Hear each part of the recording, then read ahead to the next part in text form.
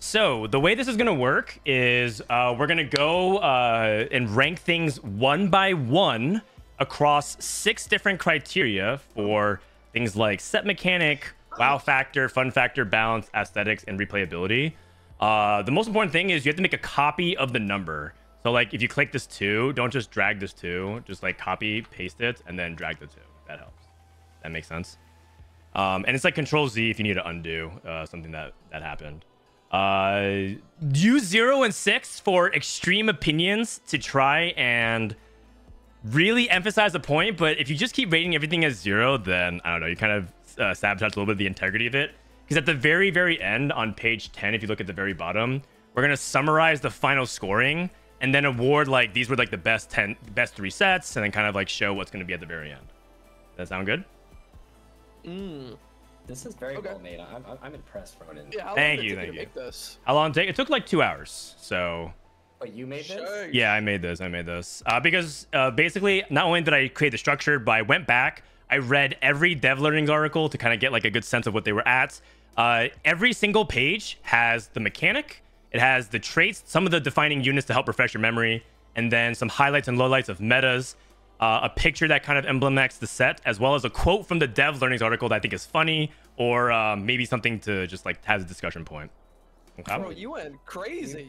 Can I say you see it tone it down? You're kind of embarrassing the rest of us. Like, yeah, like you're putting too much effort, man. Okay. It is a little too much, man. I want it to be fun. I want it to be fun. What Saint said he wanted to be for like an actual video. So let's get started then. Okay. So the very first one is TFT set 1. The mechanic was just having the base set. So I basically feel like, yeah, basically the mechanic was like anytime they released anything was a new mechanic. And then some of these traits, Pantheon, Karthus, and Yasuo, I feel like were some defining ones. And then here are some of the highlights and lowlights, like the PBUQ times. It was like 35, 40 hours at times. Launch week in general was really fun. But then look at all these crazy things like Phantom, Dragons giving 100% magic immunity, straight up disables like Hextech. I like how all this stuff you have listed. I feel like most of the stuff people remember Phantom. I mean, actually, we'll just go through it one by one, but. Yeah, for sure. And then there's like different meta stuff, right? Like Imperials or Solus is claimed the thing with demons, Ninja Elementals, 3x Shojin. So talk about set. I want everyone to kind of talk about our set experience as a whole and kind of like reflect on it holistically. And then you can use these as talking points, or you can talk about something else entirely. So we'll start off with Saint Vicious because you're the oldest one, Age Before Beauty. Well, I don't think there was a PB for this one, right? So they just kind of like released it out. And then there's a PB.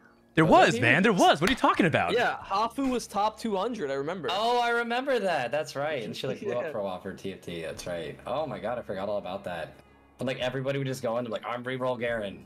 Remember? And everyone just played the spin to win Garen. There were like 7 people in the lobby just spinning all around. Yeah. The uniforms are way different. Yeah. Go ahead. And then like, I feel like this set has a lot of things that people don't really remember about it. Like you could hit. Like you could be on the second or third carousel, whatever, and you could hit a legendary unit, like the 1% chance. Remember, there's 1% chance on level. Wait, what? Is it level 6 or 7? It might even have been level 6. Level 6. There's a 1%. Yeah, you can just roll up and have Kale on like level 6 or like a. Oh, I don't even remember that. That's crazy.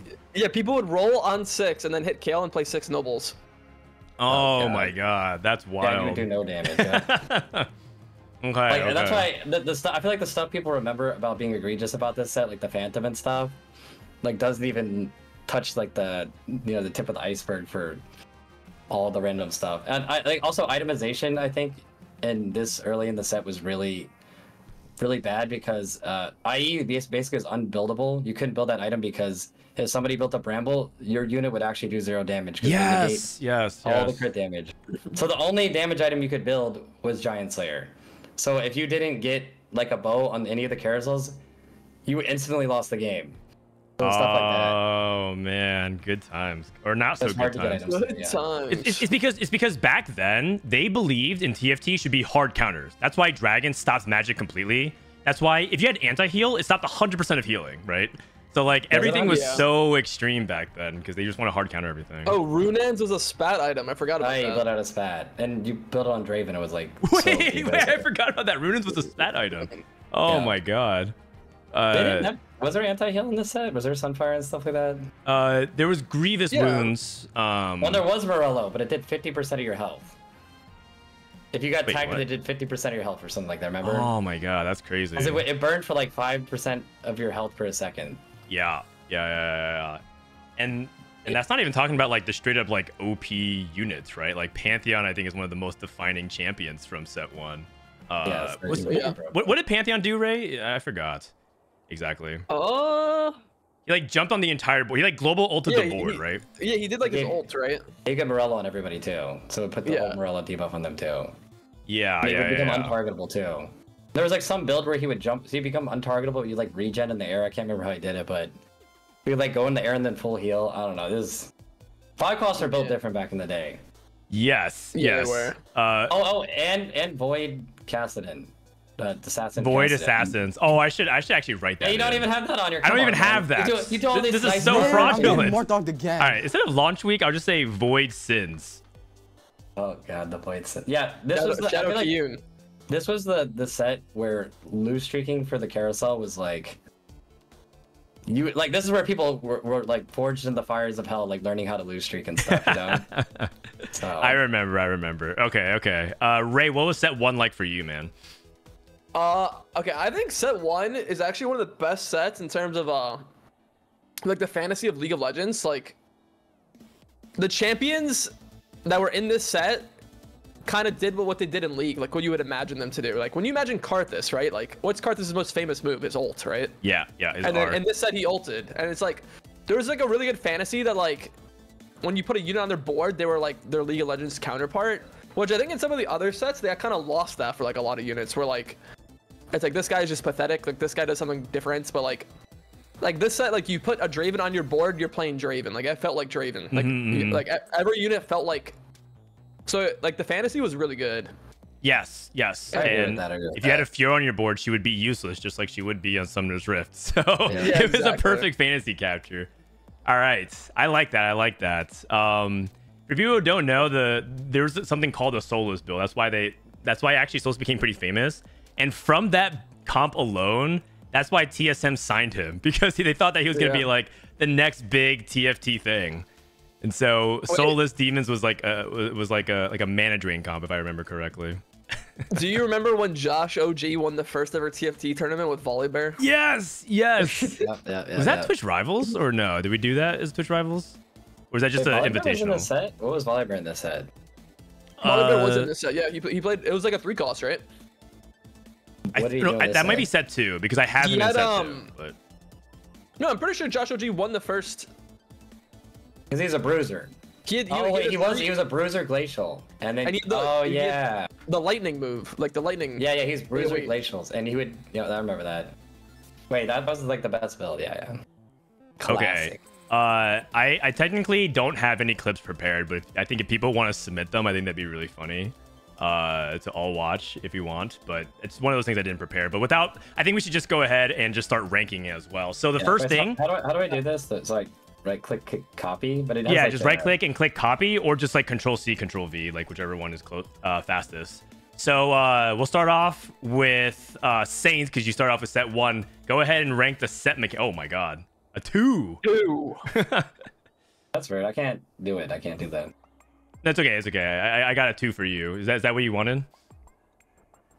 Oh, set mechanic. I mean, there's no set mechanic. So I mean, 1, 0, 0. There's no set mechanic, right? Yeah, I mean, kind of no set mechanic, but yeah, you're right.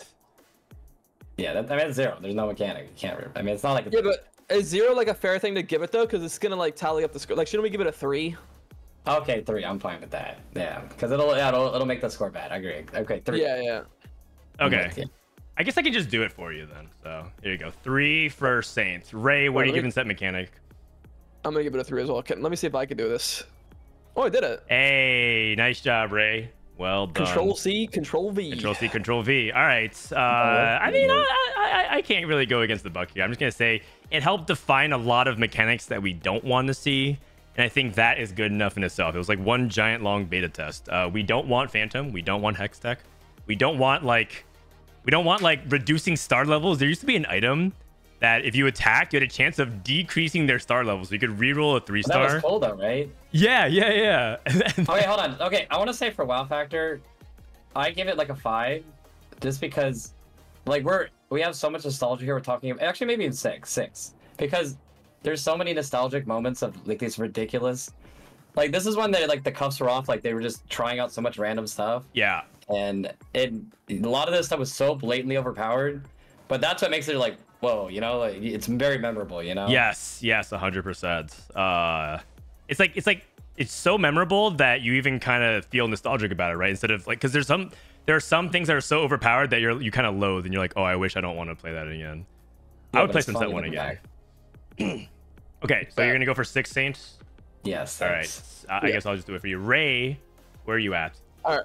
I'm gonna go with a 5. I agree with what Saint said, but I definitely think they didn't peak in the WoW factor this set. I think there's sets in the future that are gonna be worthy of a 6. I can see that. Yeah. Okay. Yeah. Totally. Like. Yeah. I mean, that's exactly where I'm at as well. I think that like the first time I played TFT was huge, but I think that eventually the game found ways to go even higher. So. Agreed. Okay. Agreed. Fun factor. I think there's a lot of moments of frustration with like the item stuff, so I'm gonna give it a 4, just because like I feel like there's a lot of cool stuff, but also because the cool stuff was so blatantly overpowered, you just get run over by it, and there's like nothing. There felt like a lot of stuff in the game was out of your control. Okay. Does that make sense? Yeah. Totally. Okay, so 5 for Saint, or no, it's a 4. Oh, 4 for Saint. Okay. Ray. I am also gonna go with a 4. I think the set was actually like a 6 out of 6 fun at first, but I think I remember the end of the set, everyone got really burnt out and really started to like not enjoy it towards the end, right? Yeah. Okay. So it was like a 6 at first for me, but it definitely diminished towards the end of the set. Okay. So this is really interesting for me because my story with TFT, as many people might remember, was I was doing Hearthstone at the time. And so for me, I actually give this a 6 because the only reason why I didn't play TFT anymore is because it was starting to actively detract from my responsibilities of doing other things. And so I actually stopped playing. Yeah. It wasn't my main game at the time. Yeah, that's how it always. It's like my other game is the 6 fun, but my main game. Yeah. I just play it because I'm here. And I wanted to, right? Like at the time, I was watching tournaments in Set 1. I don't know if you guys both played the Twitch Rivals events back then. But I hosted a Set 1 Twitch Rivals event, and I was like, this looks like so much fun to even compete, because it was the first time I saw high-level TFT like at the very top, right? I was watching Milk and Jay Shrit and Solus and Soju play, but this was before any of them became like really big personalities. And I was like, oh wow, these guys are like really good and playing in a really cool way. And so for me, I'd always admired TFT from a distance. You know the meme where the guy's holding his girlfriend but looking at the girlfriend in the distance? It was kind of like that, where I was like, man, TFT looks so cool. I want to kind of get into it. So form factor has to be a 6 for me. Dude, I miss Milk, man. He's coming back. Don't worry. In his own words, he thinks he's going to come back with a vengeance, pending on a couple of things happening. We'll see. Got it. Yeah, I can't spoil it. For a third Emily dating show. No dating show for me. For me. Okay, so the second half of this balance, Ray, why don't you go first here with balance? All right, balance. So this might be a little outlandish, but I mean, wait, I can't copy this one. Oh, wait, my bad. Go ahead, try to take it now. All right, it's a 0. I mean, we just couldn't tell how bad the balance was because we were so new to the game. Like, everyone was so bad in Set 1, right? Like, we had no idea how to econ properly, anything like that. Like, I'm sure if Set 1 came out tomorrow, it would be the worst balance set by far. Like, it wouldn't even be close. But it was just fun because it was new. But yeah, I think balance improved a lot. I'll go 0 also. This is the worst. It was actually the worst. Okay. 0 for balance. Wow. I feel like I'm gonna just give it a 2. You know, they patched a lot, right? Yeah, but they would just become worse every time they patched it. Okay. There'd be something even more broken. Yeah. All right. You know what? You convinced me. I'll give it a 1. Yeah. I feel like I can't give it a 0.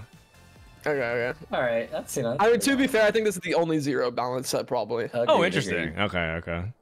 All right. Aesthetics. Ray, go first. I mean, it was default skins, right? Yep, default skins.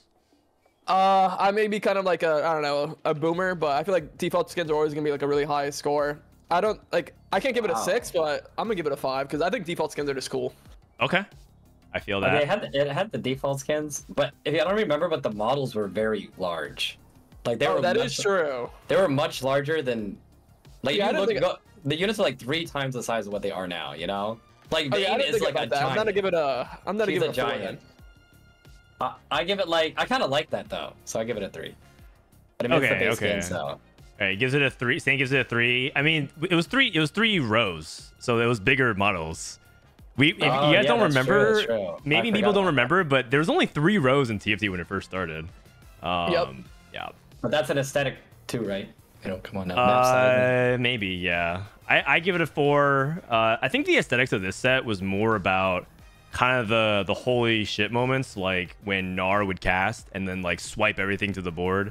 That's pretty cool. Those were like really dope moments that I think I'll never forget. So and just kind of see like how they captured the League of Legends fantasy. I think that was part of it. Maybe that's a little bit more wow factor, but I like it as well. Yeah, so if you consider like how the ultimates and stuff look as like I can agree with that. Like the sound, like the feel, like the overall feel when it like does the thing. Yes. Okay, I can agree with that. Okay. Replayability. All right, Ray. Yes. So it was very replayable in the moments, because I mean, the thing is, when you're in the present, you don't know about the future, right? So you don't know what you're missing. Like, we didn't know that we were missing augments back then, right? Yeah, and exactly. stuff like that. Mm-hmm. So like, I think compared to the future sets, the replayability is a lot lower, but we didn't know that in the moment. So I'm just gonna go with a 4. Like, I had a lot of fun playing Set 1, so. Okay. I think 4 is reasonable. I like 4. I agree. If we knew about augments, that would be obviously. Yeah, fair enough. I'm giving it a 5 only because I had to pull myself away from the game, and I didn't get my fill of Set 1. It's the only set I wish I could play more of, because I only played like 150 games, and then I stopped. Wait, this is perfect. So you know how every game show or like talk show or whatever, there's always like the 3 people. There's the one guy who's like a harsh critic, that's Saint. And then you have Dan, who's like the guy on the bright side, like the, and then me, who's like the guy in the middle. Yes. I'm the harsh critic. Okay. I did also ask for a secret guest to submit a ballot. I did ask Mortdog to submit, but he couldn't get it in time. So. Ooh. I was gonna. One part of the reveal was like, okay, we actually have a mystery fourth guest who's gonna show you his rankings. But Mort said one day he'll just join me. He said somewhere down the road, maybe like Set 15, maybe it's another checkpoint. He'll do that. Okay, our final score is 64. 64. You just average all these together. You got it in the calculator, but just like that? You did that fast? Do you have Math Genius? No, I just literally took a calculator app, guys. Holy shit. Our teacher said we wouldn't have those on hand all the time. Yeah. Okay. Well, 64. That's the max stack of a Minecraft block. Oh, true. Okay. So that's Set 1 in the books. Overall, pretty solid. We don't know where the bar is, right, in terms of the score. So we'll go ahead and evaluate that later on. Okay, let's go ahead and scroll down to page 2. Ooh. Okay. Time for Set 2. Set 2. All right. Talk to the devs. They say this is the set that like almost killed TFT. Yep. Why is that? I don't feel like that though. I actually like this set a lot. I mean, I know a lot of people hated this set and all that, but I feel like some of the units were so cool. Like, it's like this was a set to me where you could do combos and stuff. You could like, here's Light Zed, or like you have Singe with the Morello running around. This is the Morello Singe set, right? We have Meepred. Yes. Yep. The Morello set. Actually, sorry. Before we go into Set 2, I forgot to read one thing from Set 1. From their dev learning article, it says bugs are bad, and we're gonna take more time to make sure we deliver a game with less issues. That was from the very first dev learning article that I found. Was a pretty fun nugget there. I mean, that was their 5-year plan, though. So. Yeah. Okay, sorry. Yes, the Morello Singed. This was Lux. If you guys remember, the 7-cost Lux, where she could turn into all different kinds of traits. This was the Blade Master. Like, Saint was talking about loose streak into Spatula. This was like the peak of that. People were loose streaking and open forwarding for Spatula on Carousel. But perhaps is that Blade Master Nocturne? Is that what people playing? Yes, it was Blade Master Nocturne. Yep. And then perhaps the biggest problem though was that they released with no ranks. I think that's the reason why it almost killed TFT, because it released with no ranks for like 2 weeks. Yeah, it was 2 weeks. I remember that. Yes. Oh, yes. okay, that makes sense. Oh, I forgot about that. Wow. I mean, I feel like personally, I mean, just an overall thing. I think this set had the coolest out of like builds and everything. Like, so it had the what was it? The egg roll. Remember, you rerolled little woodland guys, or Yes. I mean, ocean mages were just cool. I feel like all the summoner builds are really cool. You had like Shadow, wasn't the Shadow Kindred? Shadow, when it would just Inferno, walk around, like, Inferno, yeah. Yeah, like one tap everything. It just like did a billion damage. Like there was so many cool units and builds in this set. I think this set is the most memorable comps in it or whatever. Oh wait, another thing about like why this set did so poorly is not only was there 2 weeks of no ranked when it came out on live, the PBE was unplayable for like the majority of the time. There was multiple days where the health bars didn't work. Oh yeah, I remember that. Yeah. Wait. Yeah, and then like What? And then I don't yeah, remember on that. PBE like the health bars for the units like they would just always be full, so you can never tell like how low they're getting, and like the PBE was unplayable. Oh, that's crazy. I had no idea. Yeah. Okay, I guess I must have missed that part. Maybe I think. Oh yeah, I think it's probably because my TFT journey actually started towards the middle of set 2. That's when I started. Oh, so you just skipped out. all of that. Yeah, I actually missed the entire Ocean Mage patch, which is a really big blessing, because if you guys don't know, Ocean Mages was basically Ocean gave you mana and Mages let you double cast. So basically, it had its own infinite mana source to spam cast all the time, and you play a 4-cost Brand, and Yeah, the Brand Brand would was so bounce cool. his Fireball all across. So basically, you Brand would just was get sick. Brand 1, stack him with like Deathcap and JG or something like that, and then he would just like one-shot everything. And it was the meta for like a month in set 2 or something like that, and people hated it for so long. So set 2, I only came in halfway. That's partially, I think, what's going to color a lot of my analysis. Oh yeah, this is when the player damage is really high. Dying stage 3. Yes. I forgot you like low roll. You just be on like right before wolves. Like, well, I'm dead.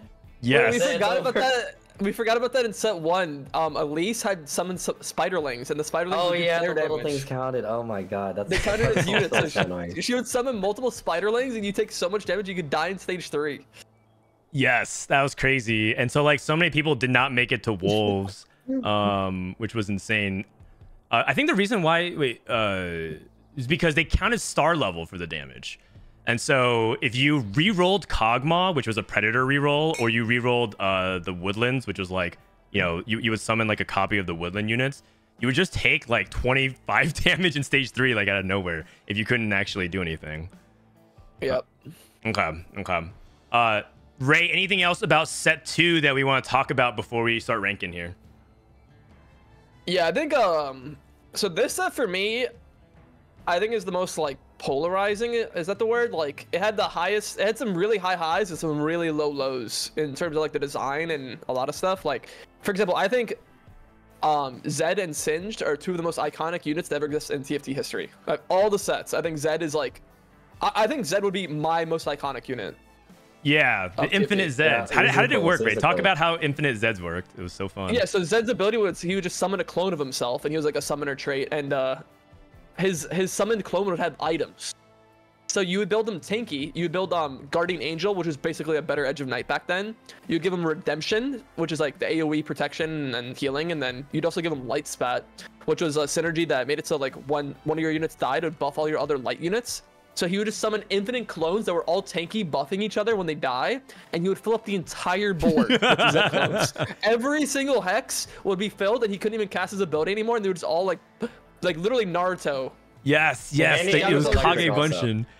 Yeah. So like when somebody hit him, they would take damage too. Yes, Electric did damage to yourself for attacking it. And so there's like this really famous clip back then where it was Blade Master Nocturne versus like 100 this. sets. I'm not even exaggerating. It was like 100 sets on the board versus one Nocturne, and they would tie because neither of them he couldn't kill all the Yeah. Zeds fast enough, and but they couldn't actually deal with Nocturne, who infinitely healed himself every time he It literally attacked. looked like Path of Exile. Like the Nocturne was just attacking so fast, killing like thousands of Zeds, and he would just keep respawning until he filled up the board. Yes. Oh my god, good times.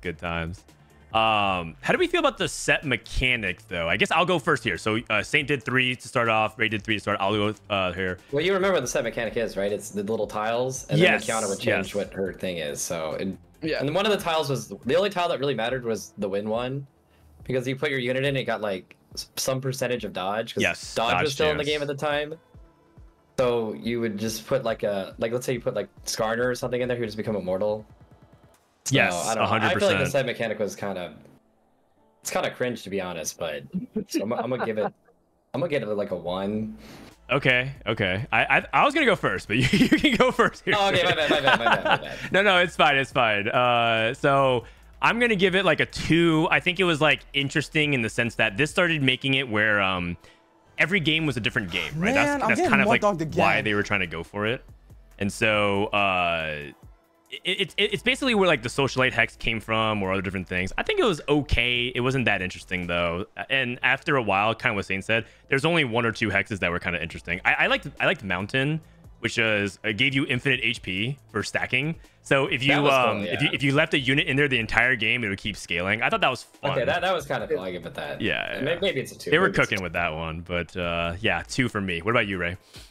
Okay, so this is gonna be a hot take. So I think this mechanic is extremely boring, Okay. but I'm actually gonna give it a 3 Okay. because a lot of the mechanics in TFT in the future, they changed the game too much in a way that it didn't like. So this mechanic was boring, but it didn't change like what you could do. It didn't lock you into like forcing you to play a certain way or something, which I think some of the mechanics in the future do. So like, I thought this mechanic was boring, but at least it didn't change the game too much. Okay. Not So that I'm giving it a 3. disruptive. Got it. Makes sense. Yeah, not disruptive. Okay. Exactly. was this at Frozen Heart Pike? No, that was set 1. Was this that one? It There was was when you multiple spam sets of Frozen Frozen Heart permanently debuffed or something like that. Yeah, you just have negative 800 million attack speed because it was additive. Yeah. Yeah, I think that was set 1. We missed that on set 1. Set 2, I'm trying to think if there's any like egregious bugs in set 2. I don't There's definitely remember Frozen Heart any. Assassin in set 2 as well. Yeah, Frozen Heart was definitely still in the game. Yeah. I just can't remember all the assassins what you put it on. Frozen Heart was Also- on Assassin almost every set, guys. Just putting it out there. Also, yeah. Also, this set had one of my favorite comps of all time, which was Some Sins. You play around like Yorick Yeah. and Kiana, and that I was think it a was cool Azir, right? Yeah, that was one of my favorite comps, and I don't know, I was like really high rank with it at that time, so I kind of am biased. Some Sins was is actually still to this day considered to be like the most skill expressive tree, because the thing about it was summoners basically was a trait that summoned additional like units, like Malzahar was summoned Voidlings, or Zed was summoned himself, and then assassins were, as it sounds like, you just jump to the back. But the thing about it was you actually didn't even need to play summoners, and you actually didn't even need to play assassins. So it was almost like you would play some Sins, but you would play like 2 summoners and 1 assassin, or you'd play like assassins and you played like Azir as your summoner. So it was super flexible and really intricate with how you actually played it. I remember like someone would come in my chat and be like, "What comp are you playing?" And I was like, "It's called Some Sins," and they'd be like, "But you don't have summoner or assassin on your board." Yeah. Because you have Azir, which is a summoner, but you didn't actually use this trait, which was crazy. Yeah. My wow factor is going to be 4. I think the set, while visually it wasn't super striking, which is kind of a spoiler of aesthetics, there were a lot of like, oh wow, there's actually like a lot of crazy things happening on this board, which is actually against what they said in the dev learnings. They felt like their wow factor wasn't that high, but I disagree with that. I think it was a 4. All right, Saint, you're up next. I would probably say 6 because I feel like. Wow. I mean, we're talking about all these cool moments. I think for me, this is the most memorable, cool stuff. Like there's just infinite, like all of these builds you have listed. There's so many of them, like they can keep going too. Like there's like the 5 crystal Lux or whatever, or like the full steel build. There's like so many cool builds that are like very memorable. And I don't know. It just feels like it had like the highest impact on me or whatever. Okay. Okay. So it's your okay. Wow, it sounds like it's your favorite set. No, it's not my favorite set. I actually didn't like this set very much, but What? I thought the builds were What a really bait! cool. What a bait! I didn't. I thought the builds were really cool. Okay, Like, they had okay. the coolest builds. The coolest build. All right. Ray, what do you think? Wow factor. So when I think of wow factor, it's kind of like all of our categories combined in a way, right? Yeah. I pretty guess- much. Okay, so the thing is like I was saying, I think some of the units like Zed and Sins are like iconic. But I think this set also has some bench units. Like I remember like the one cost being kind of boring. Like I didn't like the early game that much. Was the early game bad? I can't even remember. Early game was, I mean, you played the Woodlands a lot. Woodlands. Oh yeah, Woodlands. I thought it was kind of boring. Like for me, I'm gonna give it a 3. All right. It's like hard carried by the 5 costs. Like the 5 costs are like some of the 5 costs and some of the 4 costs are like 6. But Yeah. It's hard carried by the late game. I agree with that. I will say that the 4 costs were not very memorable. Not many people can name 4 costs from set 2. A lot of them were pretty boring. You had Ash. You had Crystal Azir. Ash. Twitch was a 4 cost that people don't really remember. Twitch. Yeah, but like he wasn't. Okay, like basically, Poison was in the game. all Poison he was would in do the is turn his shot into a piercing shot, and like Mismatched Socks was trying to convince everyone that it was like the most hyped thing ever, and it was like, no, all he does is pierce his shot. Yeah. It wasn't anything cool. He's like, no, man, it's actually so cool. I don't remember. All right. Fun factor for me. I think set 2 was probably. Okay, at the time, I was not having very fun because set 2 was when I first started taking TFT seriously because I really wanted to cast it. I casted like a online tournament series called Fandom Legends with Doa, and I remember that I was having fun, but I was trying to grind so hard, and I was hard stuck diamond. I couldn't even get the masters. I played like something stupid like 300 games, and I couldn't even get the masters. I was so frustrated by it. So I think because of that, it ruined some of the fun factor, but I think I was just having too much of a good time just learning TFT that it doesn't ultimately like, you know, it didn't ruin my buzz too much. All right, Sam, what about you? I think the builds were cool, but they're also frustrating at the same time. Like if you would come out of like the carousel and you'd be like, well, Solo's got the spat for the Blade Master Nocturne again. Oh, another guy has it, and you're just like, time to bend over and take it. You know what I mean? That's how like a lot of the game with people are like somebody would get like Light Zed. So like the builds are really cool, but it was so oppressive too. Yeah, for sure. I mean, big agree. I think I'm in the same ballpark. I'm just a 3 Andy for this set. Oh, Ramblin's reminding me of Yorick. That's Bryce's favorite 4 cost. And then Malphite, where you could put Mage Cap on Malphite. Okay, and he cool. he would dive in twice. He would like dive in and ult and pop everyone up, and he would cast again. I remember. Malphite was actually sick. Yeah, 4 cost Malphite. I mean, okay, well, I mean, Mage Malphite was sick, but I mean, it's just like it was basically Jarvan from set 9. Just jumps in and ults. Yeah, he's cooler though, because I feel like Malphite his ult is cooler. All right, Saint, start us off with balance in set 2. I'm like in between a 1 or a 2, just because. Yeah, I mean, if everything's broken, is it really that unbalanced? So I guess I'll give it a 2. Okay. You know, like great. Interesting. Ray. I'm in the same ballpark. Definitely a lot better than set 1. Agreed.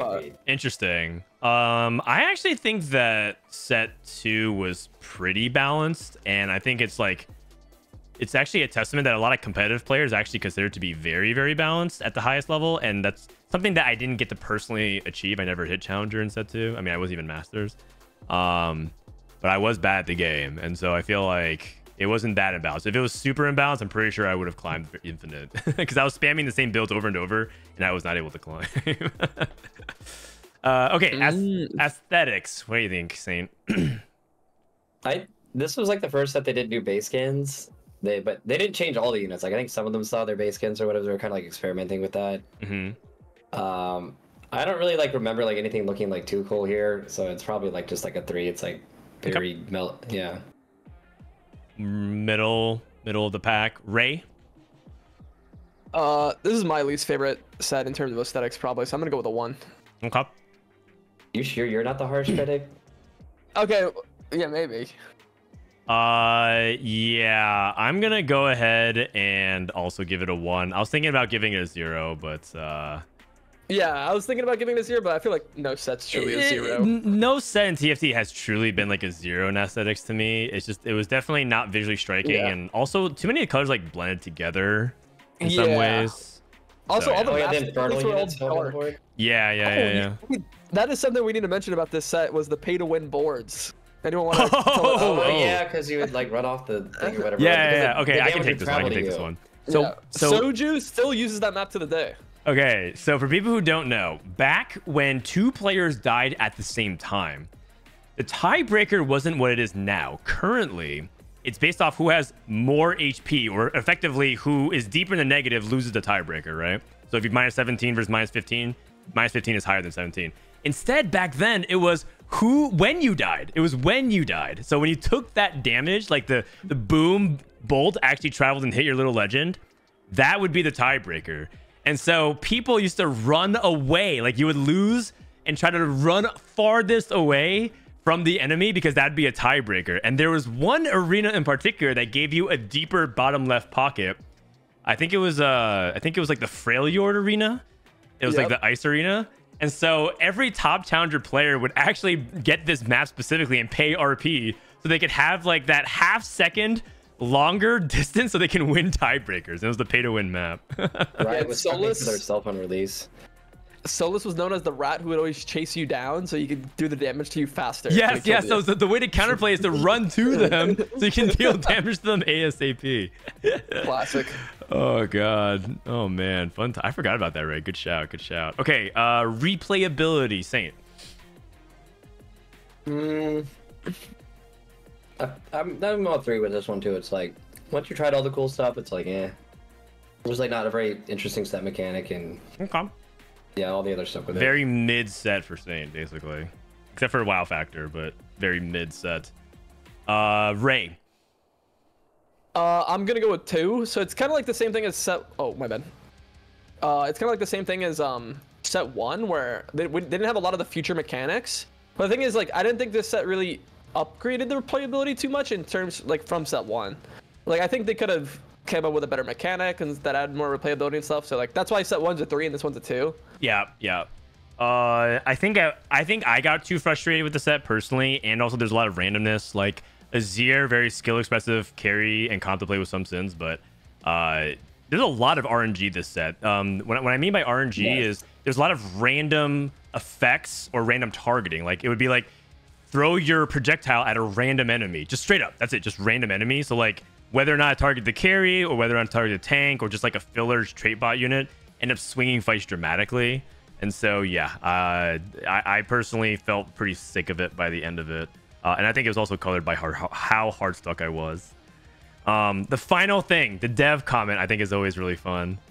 Major traits, the big ones, aka the verticals, should be a viable option, but should always be a little bit weaker than truly creative combination of traits. Clueless. Oh man, this is them writing like, hey, verticals shouldn't be as strong as splashing a bunch of traits together. Caught. Yeah. Milk's in chat saying set 2 is the best set of all time. I mean, what's up, Milk? He certainly believes that. Milk, what was your favorite part of set 2 real quick while he's in chat? Okay, so we have 6, 13, 9, 7, 5. Was set 2 the set with Azir where you would like get that and you get the Rage Blade? Is that this set? That's why I like this set so much. He was an Azir abuser. That's all I remember about Milk. No, he was known as like the best Ocean Mage player when that comp came out. Do you remember that? And okay, I actually have the story. I have the story. Milk was rank 1, and I think his Smurf was rank 2 or rank 3. Yes. And he did not have a single bot 4 in like 30 games. He didn't have a single 8th in like 50. Yes. Right? And yes. I asked him, I'm like, hey, Milk, do you mind coaching me? I'm kind of hard stuck this meta. And he said, yeah, sure, buddy. And then so he coaches me. He goes 8th. I go 8th, and he says, yeah, I don't know what you did wrong. And then, that was the one game he coached me in set 2. You paid him for that, right? Yeah. I remember Milk from set 2 because there's a Reddit post that said Delicious Milk GG is getting rank 1 only playing one comp, and it was Lights. I think it was at the time. And it was like he was playing like Vayne reroll with a bunch of other stuff and just playing. Or was it Lights or was it? It wasn't Nobles. It was Lights. And I remember I was like, okay, I should like watch. Oh, final score is 47.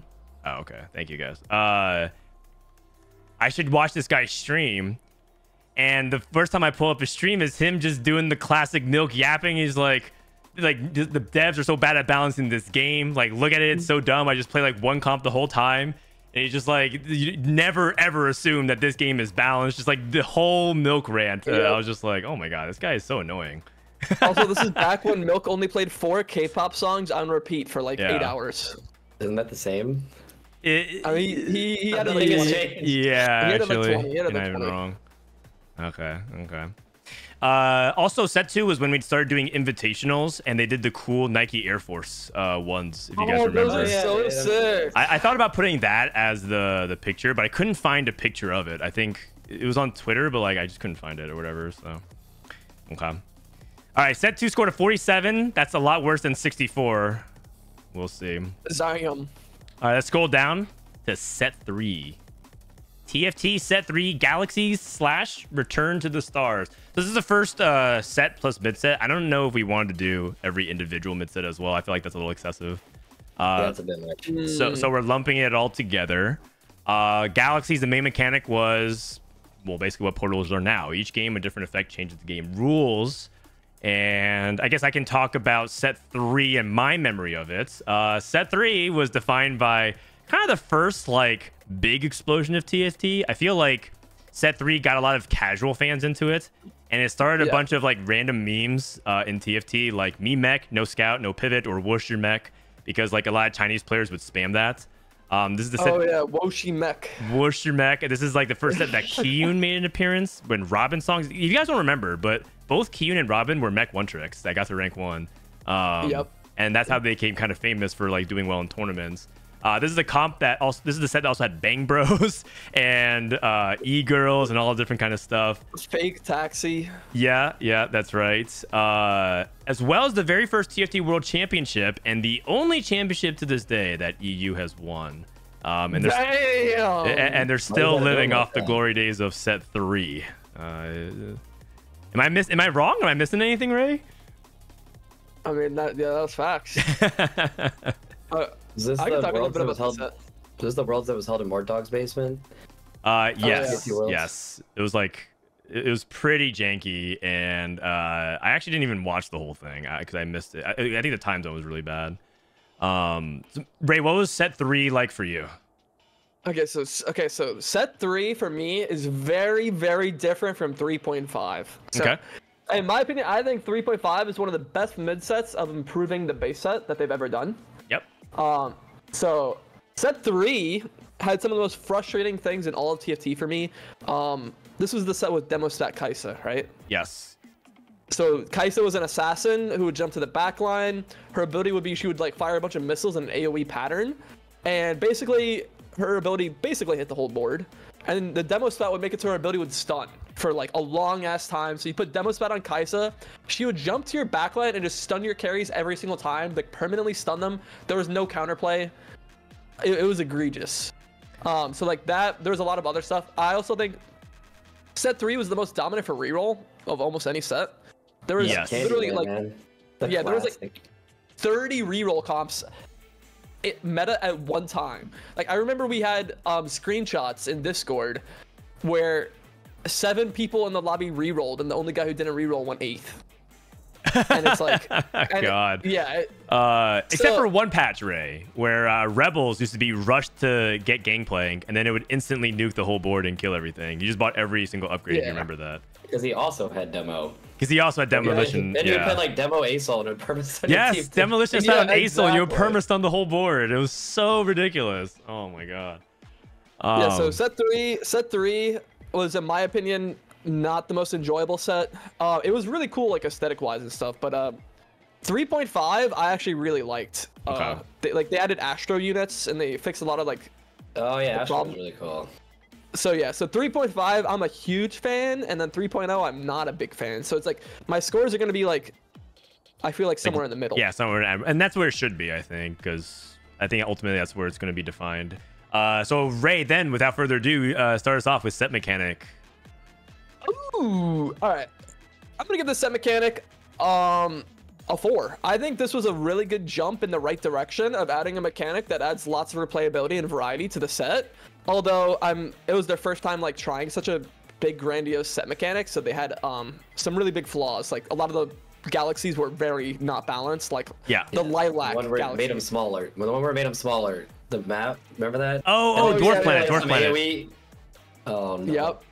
Yes. Yeah, there was this portal called Lilac Portal that was really famous, where the starting carousel, instead of having 1-cost units, had all the 4-cost units. So basically, someone would start the game with the best 4-cost in the game, and then the other guy would get a fucking Soraka. Yeah, or like a it's like- Cho'Gath or something. Like And it's like that. you're just starting the game at the biggest disadvantage of all time. Like you have like you just basically got 4 gold while the other guy got his carry on turn 1. Yeah. And it's like, and so like some galaxies were so bad, but like I think it was a good step in the right direction of making a good mechanic. So I'm gonna give it a 4. Okay. Okay. I'm up next. I'm gonna give it a 5, and this is because Ooh. there's a reason this mechanic is now a permanent part of TFT. I think that it's ultimately, even if the galaxies themselves weren't very good, and a lot of them were not very good. I mean, we only mentioned a couple of them. There's a reason why when it came back the second time, we were like, wait a second, this is probably just be a permanent part of TFT. I mean, there's 2 reasons why, and we'll probably get to that at set 9. But I think it's just a really good mechanic, and ultimately I think this is what made TFT feel like a really big game, a really good special game amongst all strategy games. Yeah, I think I agree. This is like the first iteration of what we have now, where like we have portals. I mean, this is like basically what portals was, and Yep. this kind of set it up. And I mean, some of them weren't very balanced, but if you compare like the big changes in between what would go on in games during this set and like set 2 or set 1, it's like night and day. So I'm definitely gonna give it a 5 too. Yes. Oh my god, people are talking about all the terrible galaxies. The double Nico galaxy, the Nicoverse, where you start off with Yeah, 2 you- duplicators. You Nico Bard and get Bard 2 on like turn 1. If you got it from the thing, you like instantly won the game. You'd have like Yes, you'd be level yes. 9 on you'd be level 9 on Krugs. Okay. You're like, wait, what? This was probably your best set in terms of like you were a threat to like win worlds, I think, because you were so good at like fast 9 Sane, and you were like dominant rank 1 at the time. I think this was like the closest you were to being like the best player in the world at the time. Would you agree with that? I think I was ranked 1, 2, and 3 at one point at this set. Yeah. Damn. Yeah, because he was so good at playing the Bard and the Meep stuff, and playing Fast 9, and he was one of the. It's called Piba, but like in reality, we should have like named this after Saint. Yeah. Okay, wow factor for me, I mean, it's a 5. Like part of it is that I think set 3 was in its totality, right? It introduced not just like mech, which combined a bunch of units. It also introduced like other really fun things in the game. When Irelia was casting with her ability, she would dash between units and assassin and everything. Echo's ability, which froze Ooh. time, which was really cool. Urgot one-shotting things was not fun to play against, but it was a cool concept. And Thresh with the time stop. pulling units from the bench, right? It was like blowing my mind in a lot of different things what they were doing. I agree with that. Yeah. I agree. I also like do you do the Echo time stop while you'd have Acel out and like the little things would be going out, but the Yeah. time would be stopped, and also like you would have was this the comp where you'd have the Casio and then the Thresh would pull in the Urgot, like the same thing, right? Yes, So yes, I yes. this is a 5 also. It's like a lot of the stuff is really cool, and like this is the first thing where you're like build kind of like mech, how you're like having a bunch of units like come together for something. So I think they did a lot of really cool stuff for the WoW factor, and you have like also just like ridiculous stuff like the mana battery Sona, where you just whole teams like getting juice stuff. And Yeah. a lot of really cool memorable comps for this. Wait, Saint, you should talk about your famous Bard game plan. Oh, I mean that's not, I don't know if that's WoW factor, but Bard basically just every time he would cast a spell would give you experience, and experience is equal to money. So you would just play the tankiest board imaginable, but only play Bard as your damage. So you wouldn't really like kill anything, but every fight would go into overtime. So you would make like 8 gold per turn, or even 10 gold if you had like the right items. hmm And you would just be like level 9, like somewhere on like stage 3, and it's just, yeah, not very balanced. Totally. Ray, did you preemptively put a 5 in? Oh yeah, I did. Okay. Anything I else was want to saying I add? agree. Like I agreed like exactly with, like I don't really have Okay. anything to say. Great. Okay, and I'll go first for fun factor, and then we'll shift over the order after this. Fun factor for me, I'm just gonna probably give it. I want to give it 3.5, but because I'm generous, I'm gonna round it up to 4. Set 3, kind of like everyone said, it was just way too real dominant, but 3.5 could probably go down as one of the best sets ever in TFT. So fun, so many different builds. When Astro came to the game, that was the first time we had Teemo in the set, and he threw a bunch of mushrooms, and everyone just loved that. So I'm giving it a 4 only because 3 was like a 3 or a 2, and set 3.5 was a 5 for me. I kind of feel the same way, but I put 3.5 so high that I'm just gonna give it a 5. Like I love 3.5. Oh my god! All right. I like 3.5 might even be like my favorite set, but it's wow. pretty high. Perfect score so far. Ray, where are you at? I'm gonna go with a 3. Oh. Yeah, I think set 3.5 was probably like a 5 for me, and I think set 3.0 was like a 1.5. I'm just a big set 3.0 hater, so Yeah, fair enough. So it's just right down the middle. Okay. yeah. Okay. Saints, talk to me about set 3 balance overall. I don't even think the set was like that unbalanced, Okay. to be honest. Like, but there was stuff that you just go into it and like, holy crap, this is bullshit. Like the demo Kaisa stuff. Pretty much Yeah. everything from set 3, you're like, this can't be real life, like kind of stuff, you know? But I feel like 3.5 was pretty reasonably balanced. So I would just say it's a 3. Like I don't feel like were ever point, because like there was a bunch of stuff that's broken, so you had like options of what you could play instead of it just being like, oh, this is the only broken thing, so I can only play that. Okay. Which is the case in a lot of other sets. Totally understood. Ray. Balance. You know, I kind of agree with that. Like, I think there was so much broken stuff that you actually had multiple options. So, yeah, I'm down for a 3 as well. Okay. Like- Sorry, did you want to say something else? Oh, no, I was just saying, like, there was, like, for example, reroll was really OP, but at least there was, like, a lot of rerolls. So it's Okay. like, yeah. Except for that one patch where everybody would have Jarvan on their board. Oh. Yeah, that's the only thing I have. Okay, so Jarvan with his flag. that's where I'm going. I'm giving it a 2. I think set 3 was so fun in general that people really don't remember how imbalanced it was. Like, there's a reason why people spam like me mech, no scout, no pivot, and they were able to like hold hands 1, 2, 3, 4. There's legitimately 4 mech players in the top 4 before. The galaxies were imbalanced. And like Shaco 1 was imbalanced. Jarvan 1, the Darkstar balance was imbalanced. Urgot and Thresh thing one-shotting was pretty imbalanced. Gangplank was super imbalanced. In fact, since we ever started tracking, Stat 3 was the first time we started tracking stats. And to this day, there's been no comp more broken than Rebels GP. It averaged like a legit like a 3.4. It has never been more broken than Rebels GP statistically, according to average placement. So Okay, you just rejogged my memory. Can I change my score? yeah, go ahead if you really want. Set 3 was super fun, very, very, very broken and imbalanced. I'm down for a 2. Okay, Saint, yes, aesthetics. This is the thing where it was mostly base skins again, right? But some stuff had slightly different. But I think a lot of the units look cool, and like the sound. I actually think sound is so important for games, like when the unit casts their abilities or whatever. Like he had the Urgot shoot the hook and then like pull your guy in, or like Echo's time stopping. Like There wasn't many base skins, I think. I mean, on the screen right here, we have Rumble base skin, Fizz base skin, like and just in the screenshot right here. So like I'd say it's like 50-50. Okay. Wait, those are not base skins, are they? Isn't that base skin? No, They, that's they Super are Galaxy for these, Rumble. not for Fizz. Fizz doesn't wear Oh, a wait, no, visor. these are both Super Galaxy, aren't they? Yeah. I feel like Oh, everyone. okay, has- never mind. These are base skins. All right, I'm trolling. But I still say this is probably like a 4. I think a lot of the abilities looked cool and the sounds are really good in the set. So Okay, yeah, fair enough.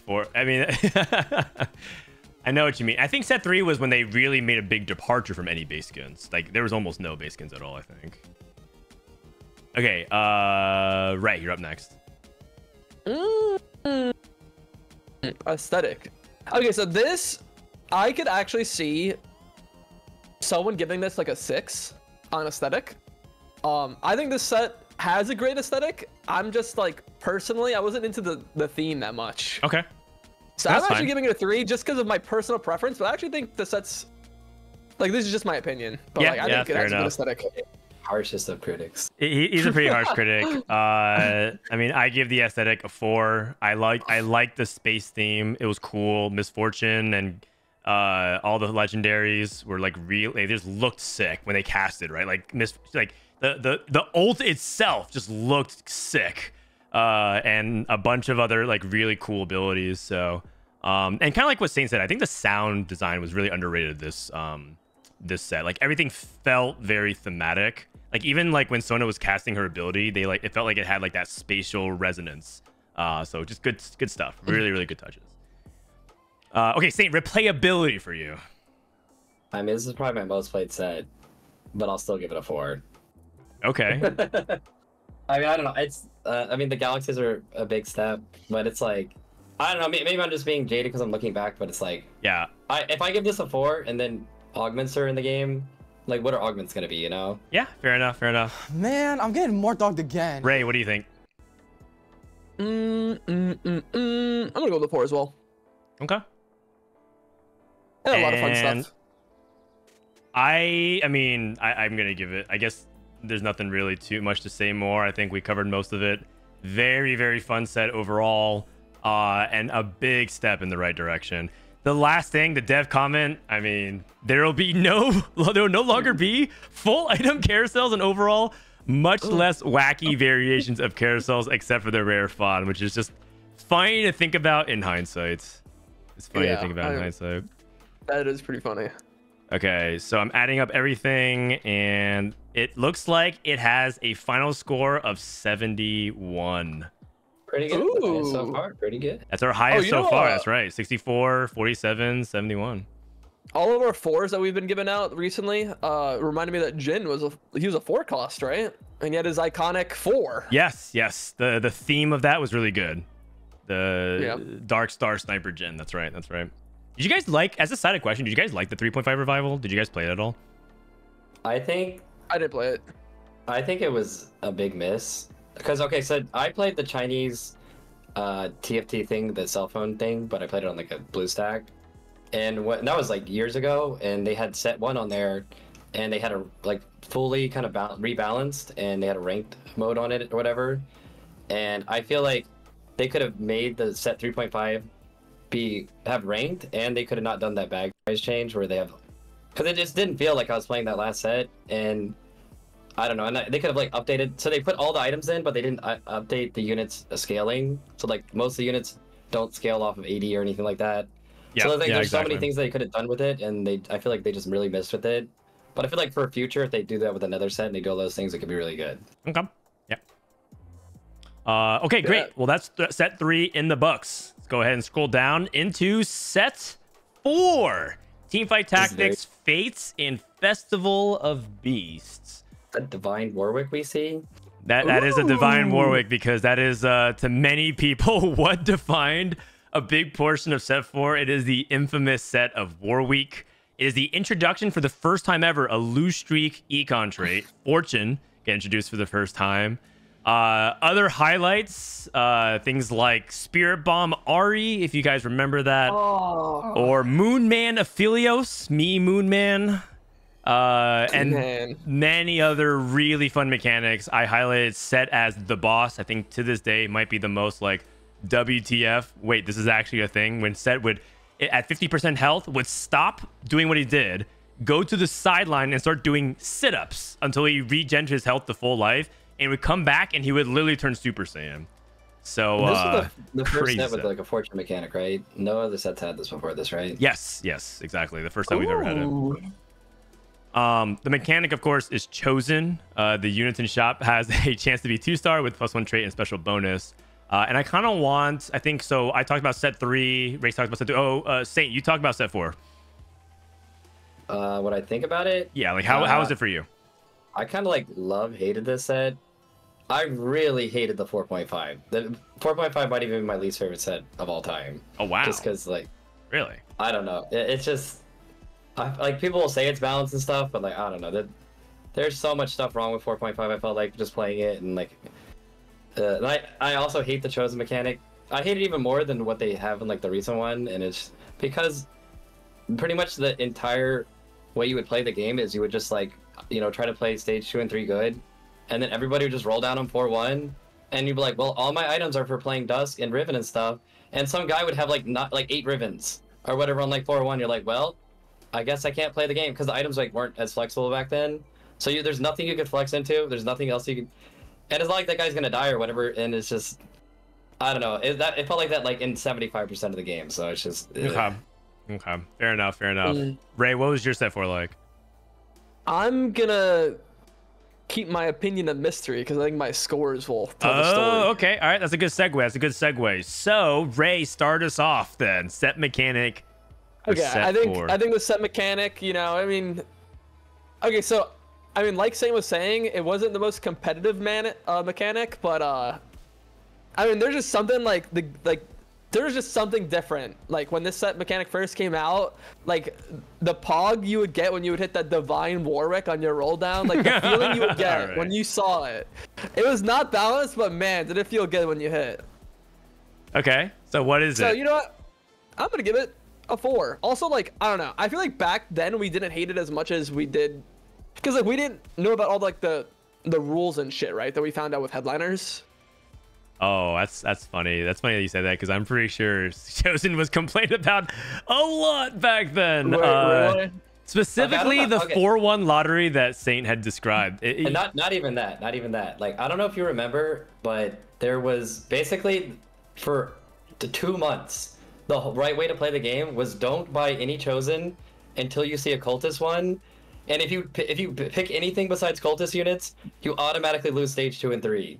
And I remember that, yeah. You remember that? Like, that was the Yeah, I and guess, remember yeah, okay, like, I hate that. I'm just giving this a 0, man. Just get it on. You're giving Oh, me you know Chosen what, you know a what? 0. I'll give it a Oh 3, I'll my give it a 3. god, really? 2 months of the only can click Cultist units. I'll Like, do a no 3. way. I'll do a 3. Okay, a 0 from Saint Vicious. Jesus, I did not expect that to come out here. Okay, well, I'm gonna give it a 4 actually, because I think the thing about Chosen was that I will say that the first time I played it, it actually legitimately made me think for a while that I thought it should be part of the game permanently, because it felt like it made sense with how things were flowing and making it fluid. It all of a sudden unlocked the game in a different dimension, because it's like every game you're not sure what Chosen you hit. Should you open your Chosen, right, and roll down all these different kinds of questions. And so I was really in love with it at first. And then as time went on, I liked it a lot less. But I do think that it's a really cool mechanic. The problem is it gets worse after you're about 150, 200 games and you just really are sick of it. But I think that doesn't mean it's a bad mechanic. I just think that it means that the set mechanic isn't permanent. And so I really enjoyed it for what it was. And I think, it blew my mind at the time. So I really liked it. Okay, Ray, what do you think about wow factor? Oh, okay, so this is gonna be a really hard one for me. Not really, it's a fucking 6. This is my favorite set of all time. Set 4. Yeah. 4.5 I didn't like as much as 4. Like, honestly, I liked 4.5 a lot less, but like set 4 is literally my favorite set, so I'm giving it a 6 regardless. Fuck Okay. it. Feathers fly. Feathers fly. What's the big wow? Feathers? Like, just name some other things that Oh, that really so wowed this you. is undoubtedly nothing has ever come close to this 5-stack 5-cost lineup of any set. This is like the Michael Jordan fucking the big 3. Like the 5 costs in this set were fucking sick. Every single one of them. Yone Lee said. Yone Lee, you had like Azir. I mean Zillion was kind of like the lame one, and Lilia, but like I thought every this was cool. Okay, Yeah, CDP time. Okay, Lily was pretty cool. Ezreal Yeah, was also okay, another so- 5 cost. Yeah, you had Lee Sin who would knock people off the board. You had Set who would fucking do the sit-ups. You had Yone who would do his ult and slide in. But who were the other 5 costs? They were all like every single one of them was so cool in my I opinion. think it's all of them. Ezreal and Ezreal, Kane. Azir, Kane was one of my favorite units of all time. Kane Oh, when yeah, he flipped that's blue or red Kane. Kane. It was very Yeah. cool. So yeah, like no, like this, yeah, 10 out of 10 5 costs. Nothing comes close. The 4 costs were really fun. I thought Dusk was really fun. Like, Ribbon, like just so many cool units. Like units were insane in my opinion. okay, I mean I'll go then. I thought I agree. It's really cool. Like a lot of the cool. I think probably a 4 for me though. I think like the builds. I think that the units are very cool, but like the grand scale of the builds was not like. I didn't feel like I was like meshing, like building some like a big thing together of, like, oh, this goes with this and this, like, you know what I mean? Yeah. Okay, fair enough. I mean, I have to agree with Ray here. It's my first 6. Set 4 undoubtedly like kind of set the bar so high because of just how it felt to play the game, and there was just like it captured the fantasy of a lot of champions. It captured the theme really well. And Chosen has some really high highs. I mean, like ultimately, like we remember a lot of the bad parts of it, but there's a reason why in spite of the bad parts of it, it's like many people's favorite sets because it really kind of, when people say like gameplay is king, I think set 4 is kind of a really big example of that. So it's hard for me to give it anything less than a 6. It's really good. And yeah, 4.5 wasn't as good, but I still enjoyed 4.5. I think it's probably because I was still doing Hearthstone and TFT at the same time, and so I think for me I could walk away from the game if I really felt like it wasn't enjoying it, and that was only for like a week or something like that. So overall, I still really enjoyed set 4. It was very good. Fun Agreed. factor, Ray. Oh well, I mean, it's a 6. I love this set. I played it so much. Okay, Ray dropped the most of his thoughts. Saint. The balance made it not very fun, but I can see past that. Like there were really cool builds and really cool units. So I'm just gonna give it 3. For fun factor. Also, like I have like this psychopath take that like people think I'm a psychopath for, but I loved Warweek. The 1 week where everyone just bought Warwick. I don't know why it was so Really? fun to me. Oh Yeah. man, why? I love the Warweek. Ye- I don't know. Okay, you know what it was? I spent the entire patch rolling 1 turn earlier than everyone else, and I just climbed infinite. Oh, okay. All right. Well, I'm glad that you enjoyed it, I suppose. I mean, there's no such thing as like a med that everyone has universally hated, but Warwick is pretty damn close. We found one guy who didn't mind it. Fun factor for me is 4. It was really good to play. I do think towards the end, when there were so many 3-star 4 costs, people figured out the optimal way to play TFT was to just roll and hit your chosen. I'm used to saying headliner. Your chosen as your last 3 copies. So towards the very end of set 4, I think that kind of made it not as fun anymore. And chosen started getting really old after a while. Okay, balance. I'm gonna go first here. So set 4. Set 4's balance was a lot better than set 4.5 from my memory of it, because set 4.5 was kind of dominated by like the same kind of thing. It was like Kale and Keepers and Slayers. It wasn't like 4 was the 2 months of Cultists. Yeah, that is true as well. So balance was like not that great about set 4. But also it wasn't as terrible as it was in like set 1 and set 3. And I think maybe what I'm giving it 3 because for its time, it was one of the better balance sets relative to sets 1, 2, 3, and 3.5. So it is a step down from 3.5 though. All right, Saint, where you at? I'm giving it a 1. There's the cultist thing and the roll on 4-1 thing, and then there was also a bunch of random things like I don't know if you remember, but somebody would hit this Ornn unit on like stage 3 or 4, and then they just auto won the game. Remember to be printing items. Yeah. With the Elder One, like there was so much like yeah. random stuff like that that just, it's just I don't know. And that's also the first time when I feel like people played Fortune probably at like 30% capacity of like how good they could play it. Okay. If somebody was actually good at playing that, like as they are, I feel like somebody from now, people would be just bitching up a storm. You know what I mean? So Yeah, I'm sticking with the 1. Okay. Ray.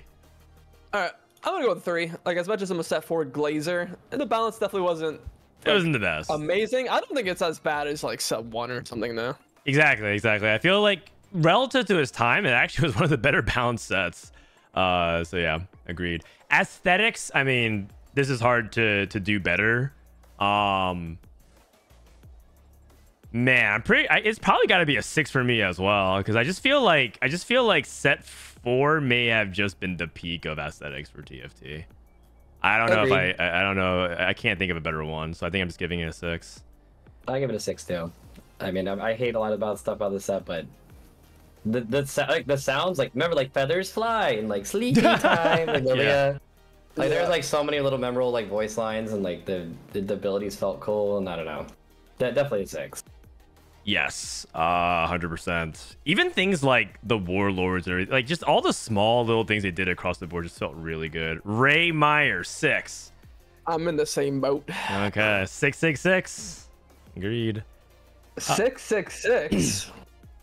Monka. Wait, is that our first 666? It is, right? Yeah, it is. Replayability, as much as I didn't like certain parts of it, this set has a lot of replayability for me. because it was just really fun to play. I think maybe it was probably just carried by the aesthetics and WoW. It just felt like every time I was playing it, I was just having a good time. So I'm giving it a 5. Just very good, very replayable. I'd say a 3. So I think 4.5 was my least played set. Also, it's like, yeah. Okay.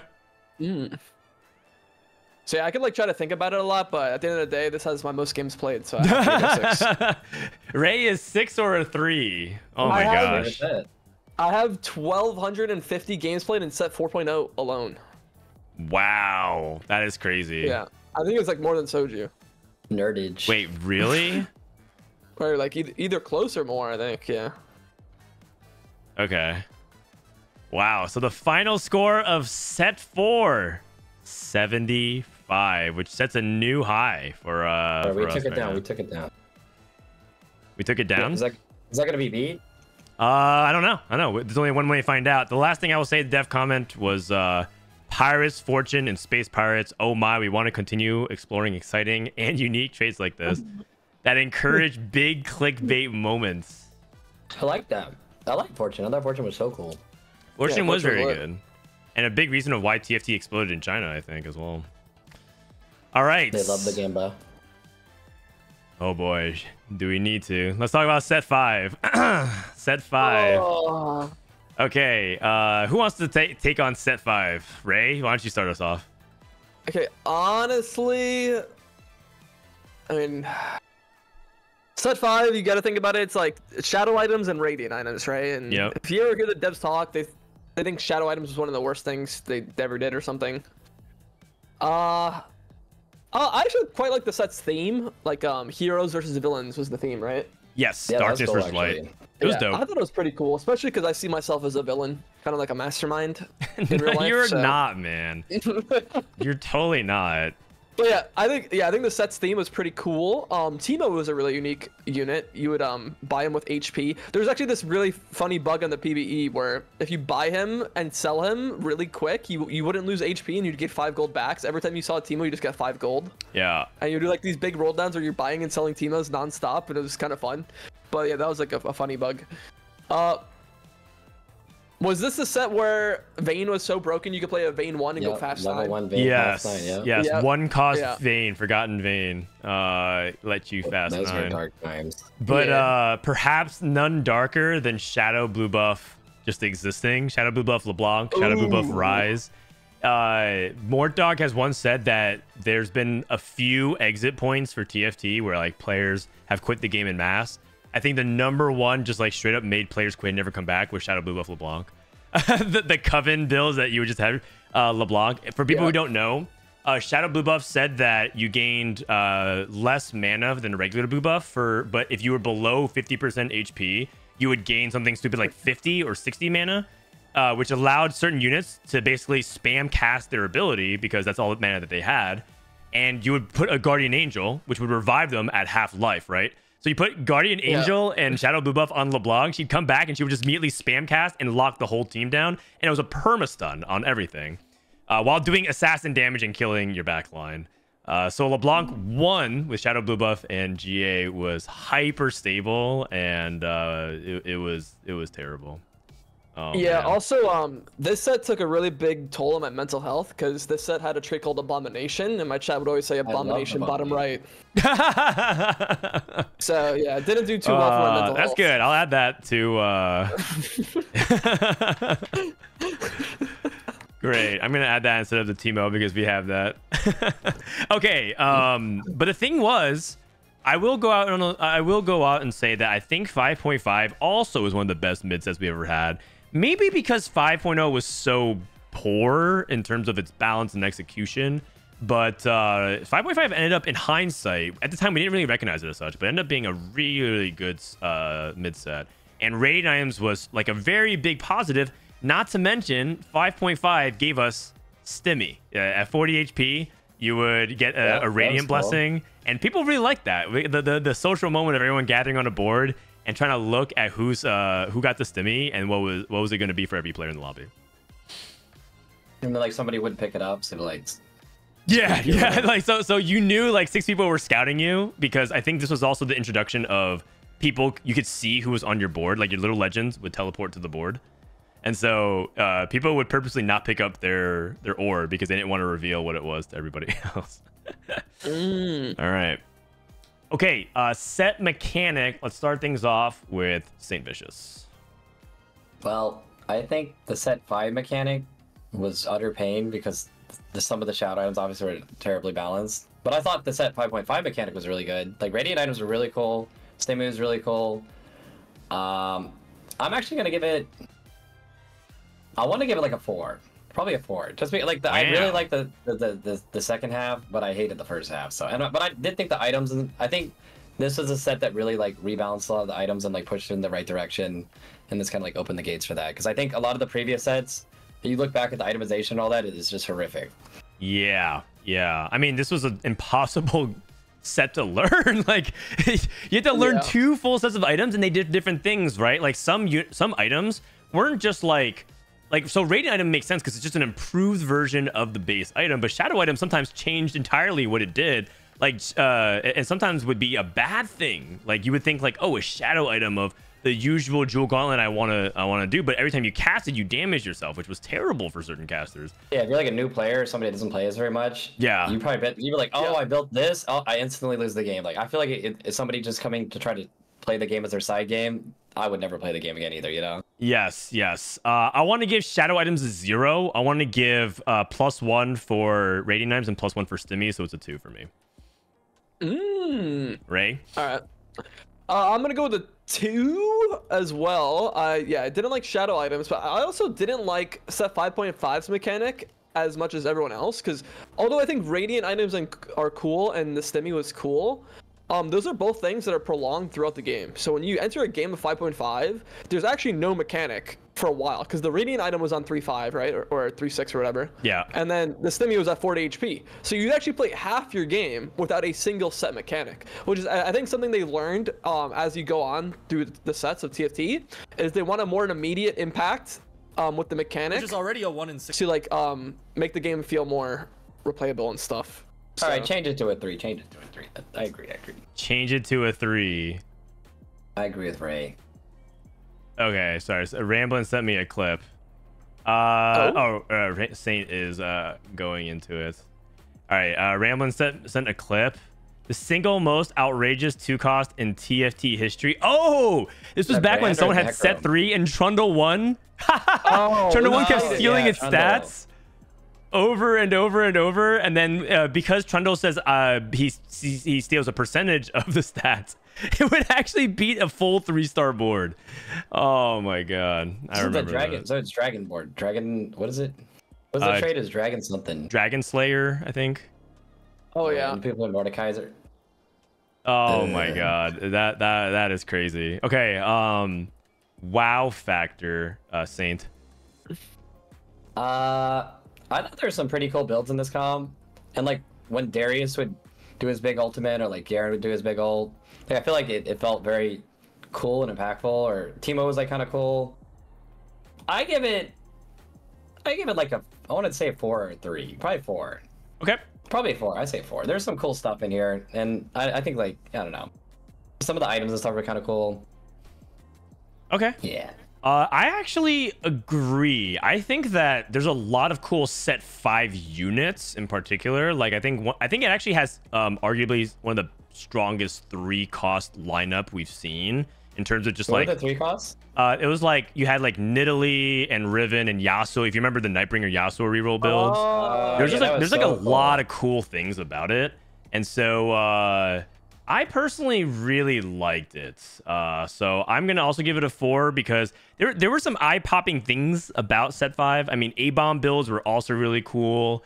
The like Nightbringer, that was back when Deathblade would scale with how many units that you helped take down. And so Aphelios 1 with Deathblade would stack like 110 AD, and then Akshan would sling to the back, and it was like this kind of like it was kind of hype actually.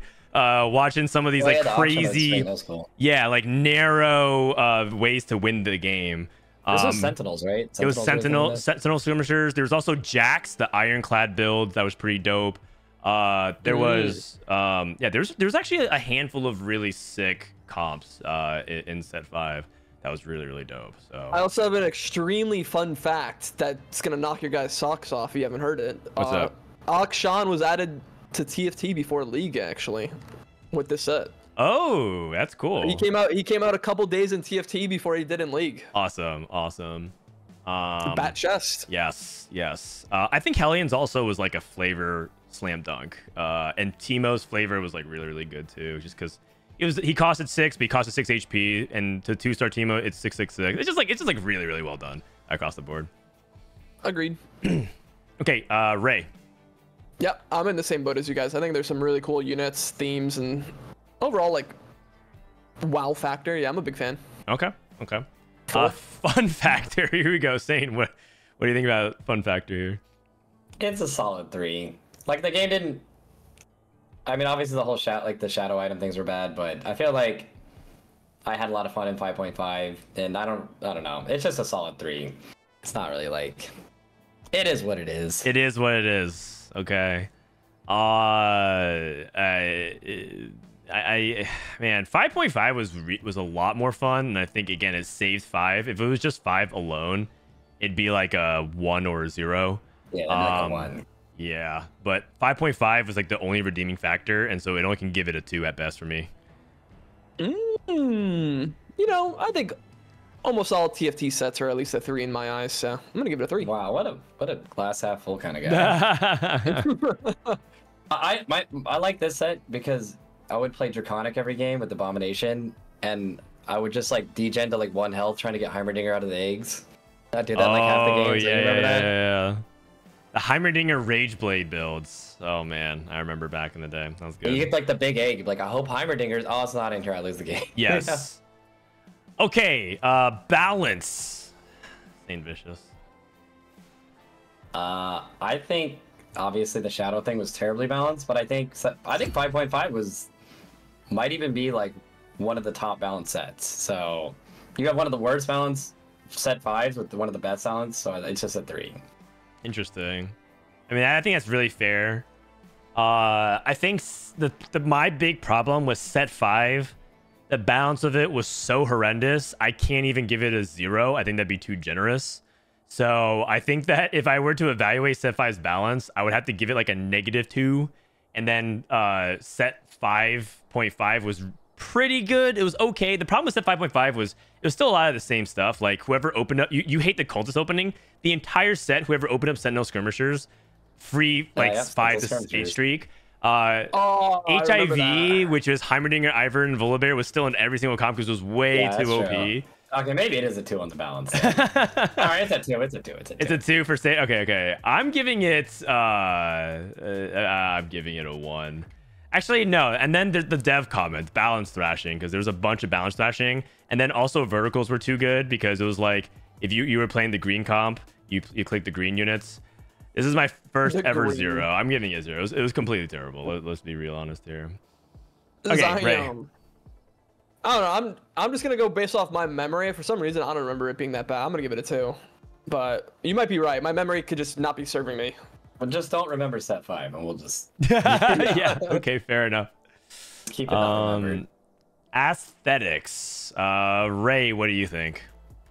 I quite like the. I don't think this set is close to 4, but you know, it is a 4 in the aesthetics department. Okay. Yep. I remember this having like a very dark look to it.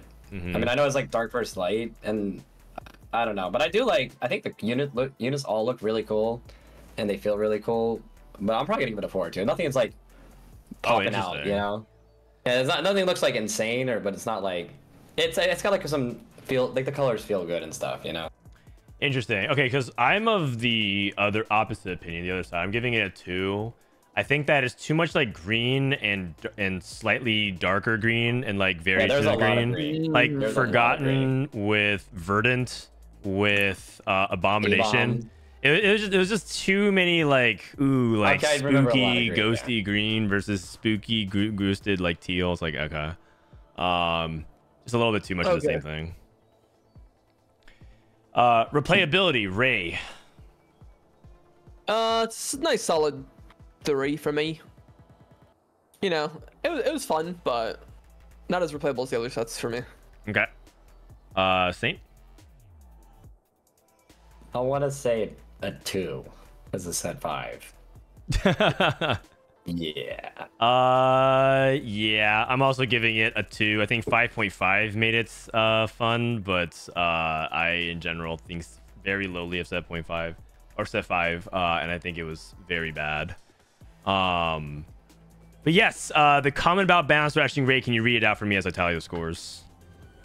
Balance thrashing is the I'm getting nerfing of an Mortog S tier again. comp to an unplayable F tier comp. It happened a lot in the first half of Reckoning, and it's something we must avoid. Well, at least they don't do that anymore. Yeah, good thing they stopped. All right. And it has received a grand total of 48. 48. That is a big step down from 75. I'm telling you guys That's probably that. going to be the lowest rated set, I'm pretty sure. All right. Well, you know, in good news, though, we ended up moving up to set 6 right afterwards. And I remember very clearly when Mortdog was talking about set 5, and everyone was like, man, this set sucks. And he's like, yeah, but set 6 is going to be great. You guys are going to love set 6. And everyone's like, no, we're not. And he's like, no, trust me, set 6 is going to be something special. Ray hit rank 1 with Katarina. That time, Ray hit rank 1 with Katarina. That's right. Ray, talk to me about set 6. What was it like for you? Okay, well, I mean, set 6 was very good to me. This was when my stream was the biggest. Like, Arcane Season 1 was coming out, which is like, I don't know, Arcane was amazing. Like, who This didn't was love peak Arcane? pandemic. This is peak pandemic. True. Yep. Like I think this set is a lot of people's favorite. You had some really cool like themes and units and stuff too. I mean, we already know what's gonna happen in the first category here, so like we get to save that as a surprise, I guess. But yeah, we don't have to, but we can talk about what the set mechanic is. For people who don't know, this is the first set we introduced Augment, where 3 times per game, you get a power from a selection of 3 choices. And this was a huge moment for TFT. It brought back a lot of people who actually had quit TFT and just felt like it was a brand new game. So I think we could probably just say, is there anybody that doesn't want to give Augment a 6?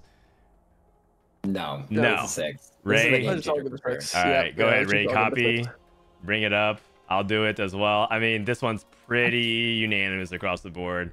And there's a reason why it was like instantly like everyone's like, yeah, it has to be a permanent part of the game. It was just so good.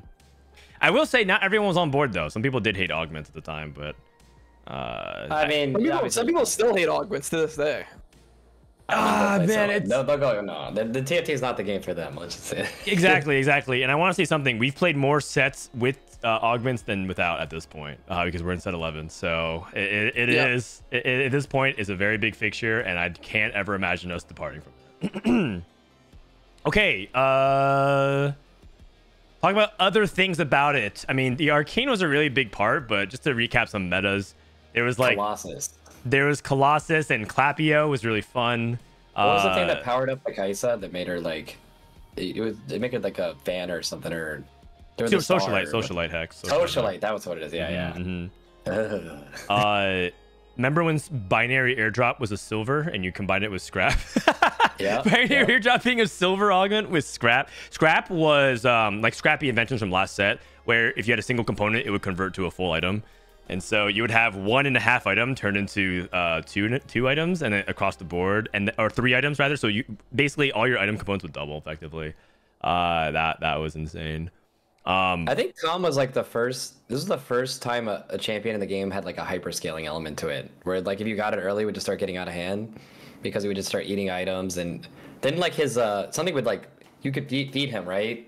And he could like health and AP and stuff. Feeding him was fun. I remember that. Yeah, this is the first Yeah. time they introduced like a hyper scaling element into the game, so I thought that was super cool. Yes, and the theme of it was so good, right? You have to drag and hover, kind of like what you do with Fated now, but instead you feed Tahm Kench. And I think to my day, my favorite champion ever made, Tahm Kench, mercenary. Like this guy, like no matter what, you couldn't help but feed him something, and it would grief your econ. You'd be like, okay, like I have this 2-star 2 cost. I'm just gonna feed it, and like I'm just gonna lose 6 gold just like that. But I couldn't help myself. It was just too Yo, fun. he'd make it back. He'd make it back. He worked the streets. Yeah. Did you purposely make the scale 1 through 6 because you knew that we were gonna give a bunch of 6s to set 6? Oh no, I didn't actually. I thought about doing 1 to 10, but that felt like too like relative. Some people like judge it like as a school, like 7 to 10, and some people are gonna give, so I felt like 1, 2, 3, 4, 5 stars, and then I felt like 0 and 6 because some people want to give extreme opinions. So, but that's a good one. That's a good one, Ray. Also, this was the peak of Frozen Heart. I think this was right before Frozen Heart got removed, by the way, because Frozen Heart Echo was in every comp, and that's what spawned the infamous Dies of a Heart emotes that everyone remembers. You like basically couldn't play any comp that had a backline carry because you just get, I don't know. Blech. Yep.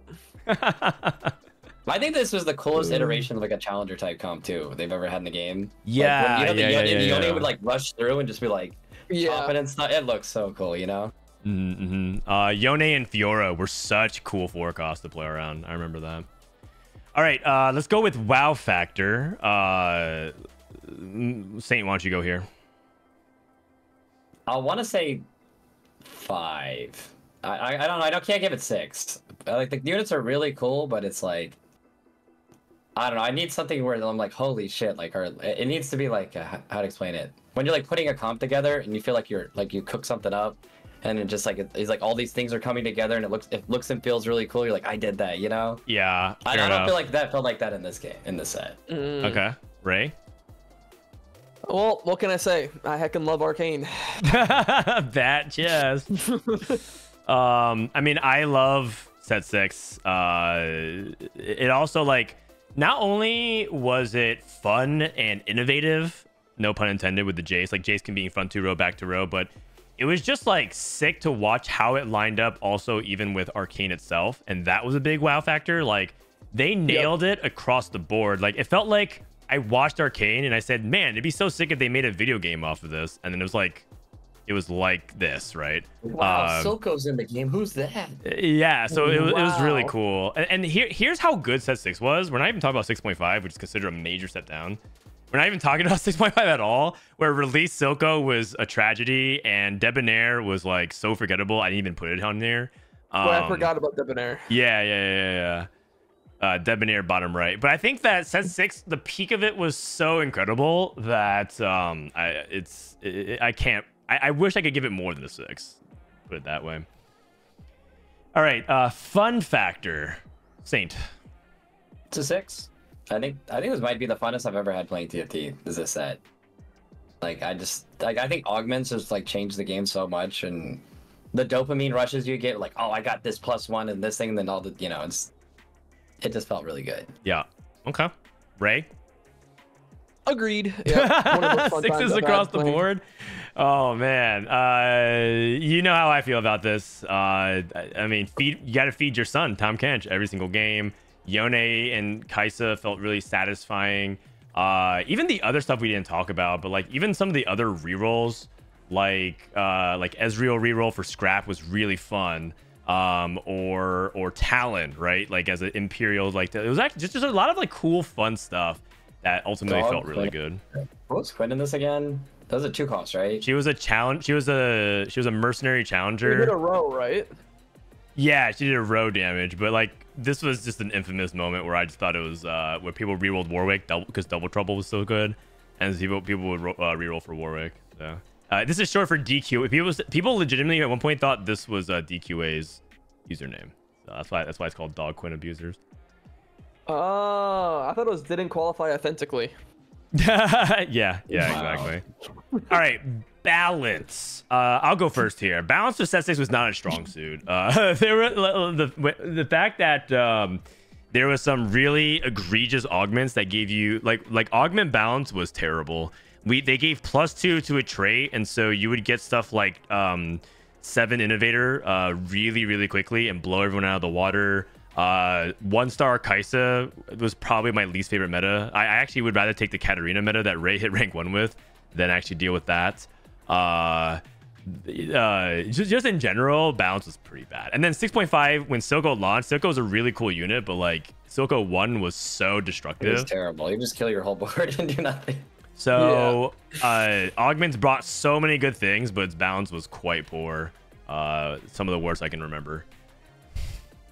Not as bad as set 5, but yeah. I'll give it. I've seen worse. Like, I don't.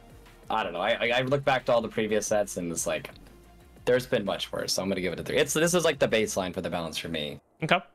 Right. Yeah, I'm in the same boat. I definitely think it's like around a 3. Sounds good. Aesthetics. There are worse offenders. Fair enough. Aesthetics, I think they nailed it. It's not my personal favorite type of aesthetic. I'm not like a steampunk kind of guy, but overall, I thought they nailed it and they paired it with Arcane perfectly, like I mentioned. I agree at 5 too. I think it's really cool. I don't think there's like any like pop off like visually or like sound kind of moments with like the ultimates and stuff, but I think the whole like feel of the set felt really good. Right? Yeah, big agree. Okay. Very, very solid. Replayability. I mean, come on. This is like when we first started. Like, it didn't matter how broken augments were. You just wanted to play to see your next set of augments, so it had to be 6 for me. It's 6. Yeah, it has to be. The dopamine's too good. We need it. Oh my god, what a crazy crazy set, man. Set 6 was so good, even to the point where we don't even talk about 6.5. All right, once more, Ray, read the set mechan or the dev comment here while I calculate things. Expect us to dramatically improve the power balance of augments, the distribution rules to move dead choices, and introduce other ways to make your augment choices more consistent. Holy. They've been getting better, right? Yeah, they've been getting better. I feel like they've been getting better. Yeah. More on that in a little bit. 94. It has also Damn. compared to it actually almost doubled the score of set 5. My god. In contrast. My god. Yeah. This Okay. is peak TFT. Peak TFT. A lot of people would say. We're done there, right? That's it. That's it. And then another set hasn't been released since. It's been great. Yeah, I miss TFT. All right, let's go to set 7. God. Oh, I forgot about this set. Set 7, Ooh. Dragonlance, Uncharted Realms. Okay, so Sane forgot about it. So Ray, you want to talk about set 7? I remember, but I like. No, actually, I'm gonna talk about this, man. Okay, go ahead. Anyone remember there was like the point where you would be in stage 2 or 3, and you would just look over after carousel, and some guy has Itis on the board, and they just have Draven Axe, and they're just like shitting items out everywhere, and you're just sitting there like, well, I just also ought to lose the game. Like this guy's automatically like you'd have like 3 people like that, and that was like that for the whole damn set. So there was some very egregious stuff like that going on. Or like people get like Cavalier Yasuo. Also, just the fact that dragons were from like a design standpoint were really cool, but the fact that you'd just be playing like 2 or 3 units on your board at sometimes, it's just I don't know. It just felt really weird. Okay, I have something about this set that I need to get off my chest. Yeah. Okay, so a lot of times when people talk about this set, there's always a group of people in chat that say, man, this set was so fun. I love Lagoon. Lagoon's my favorite trait of all time. I hated Lagoon because it was so boring. It was the same rewards every single time at every single step. Like, if it was random, it would have been fun. But at 100, you always get the boot. Also, why the fuck was 100 a boot? I don't know. But then you'd always get like the 3 gold for like the 20 or whatever. It's like, it was the same rewards every time, so it didn't feel fun. Like, you didn't feel like, oh, I'm so hyped to cash out this Lagoon. I think it was one of the least fun, like, econ type synergies. Well, there was 3 econ things. You have remember the Astrals? Astral. And then the other one was the drip econ Yordles, right? That was the other one. Where they would just like drip give you Yordles. So like I felt like the openers for this. I mean, I understand what they were going for, where it's like, oh, you have a lot of different avenues where how you can make money.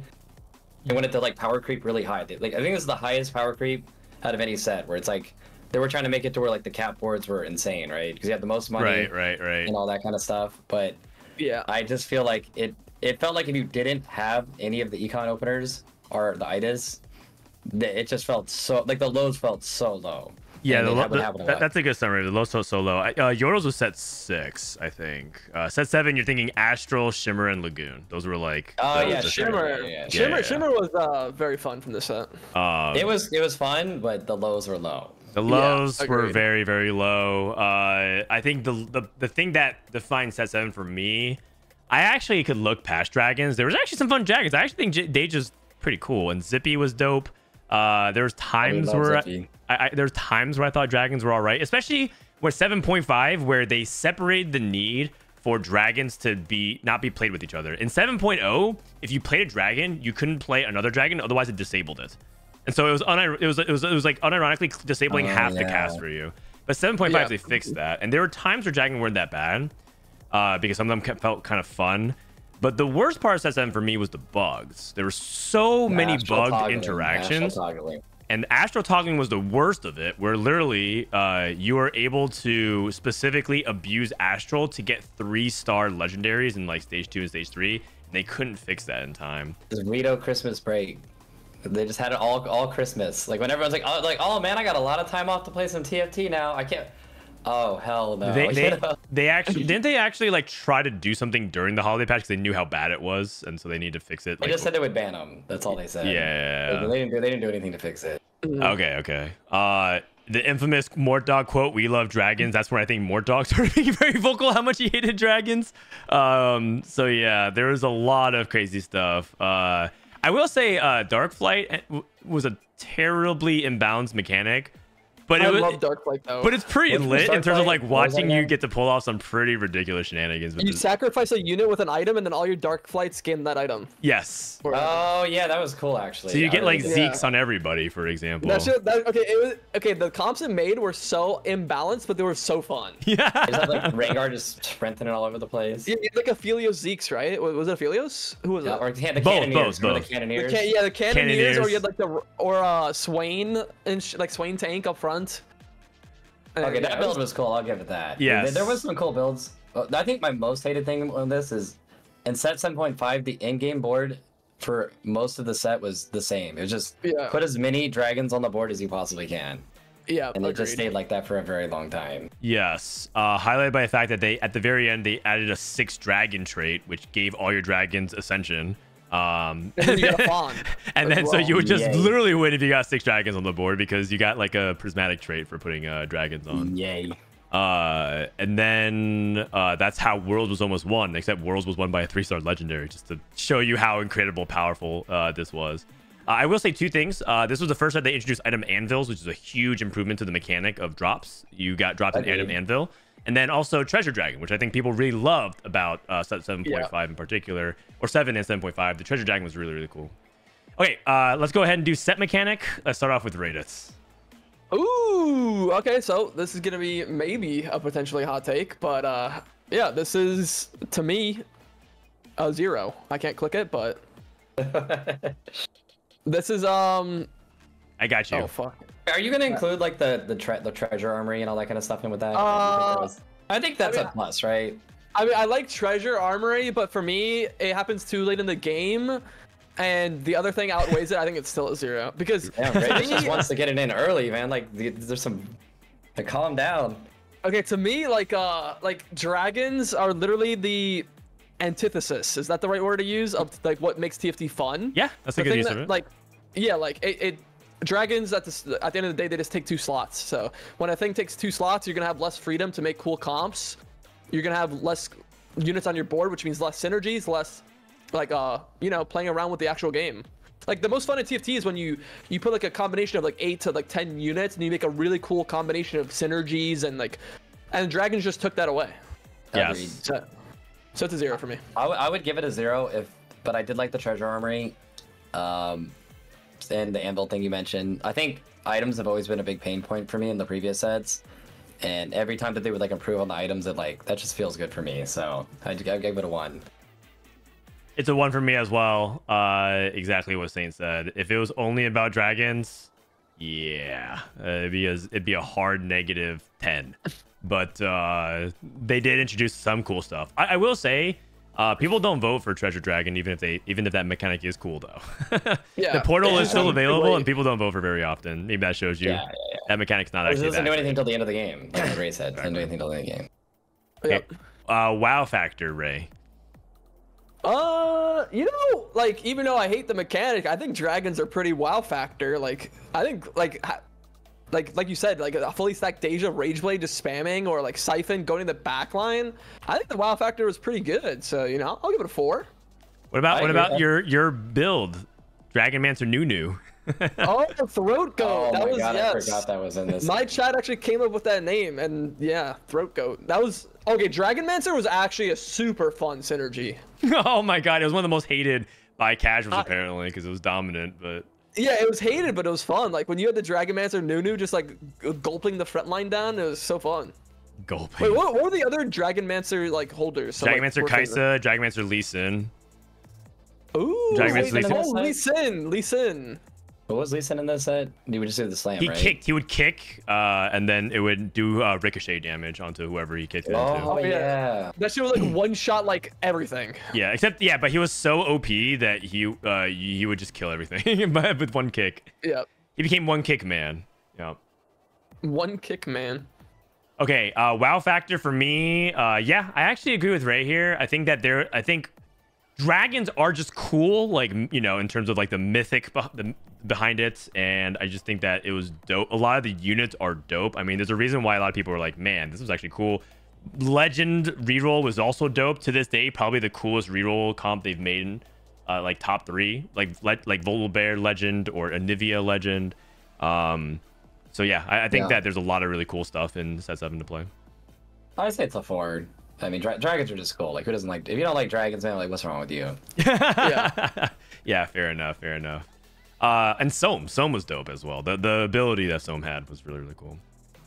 Fun Agreed. factor, Ray. Yeah, this is a 2 for me. I just, like I said, I hated dragons, but Yeah. there was some redeeming stuff, but a lot of the fun comes with like crafting comps for me in TFT. So even though the units themselves were fun to watch, that feeling kind of goes away after like 100 games or so, right? Wait a second. Ray said 2 sets ago that the lowest he ever would rate it is a 3 because TFT is always fun, and now he just gave it a 2. Well, you're right. Too bad. This is a 2. All right, it's a 2. The lowest, I mean, I think what Ray meant is the lowest he's ever rated was a 2. Yeah. I'm gonna agree with Ray. I give it a 2 also, just because I feel like all the early game boards are exactly the same. What you play, all the in-game boards are exactly the same. You like literally could not cook ever in this. Like I don't know. Okay. I mean, I don't think it's a 1. I'm of the opinion of Ray. I would never really rate anything a 1. Wait, did I rate it a 1? Oh no, I rated set 5 as a 2. Okay. I will say set 7 was the only time I ever physically raged at TFT. Like I punched something because I was so mad at it. And I'm glad I haven't ever since, but I remember like it is the first and only time it's ever actually provoked me to actually get angry about the game. Well, because astral toggling. I mean, it wasn't astral toggling. It was I forgot exactly what it was, but I think it was Siphon related. I remember it was Siphon related. I don't remember exactly what happened. There was like a bug where you wouldn't do damage or something. Probably something like that. So I got so mad that I like punched the wall and I was just literally raging. So probably the least fun I've had in TFT ever. All right, balance. Oh man, it was it unbalanced though? I don't think things were unbalanced. They were just poorly designed. Yes, that's actually exactly my take. You were saying the end game wasn't very fun, that you just plug in dragons, right? Yeah, but is that a balance thing? I don't know. It's just that's literally like That's not a balance thing. that's a design thing, isn't it? Yeah. Well, I like give it like a- 70% of the units aren't dragons, right? So when you can't play 70% of the units late game. Sort of. Right? If you count dragons as 2 units, though, dragons make up the majority of the cast. So. That is true. Yeah, I mean there was some cool stuff. Like was this a guild? Guild was in this set.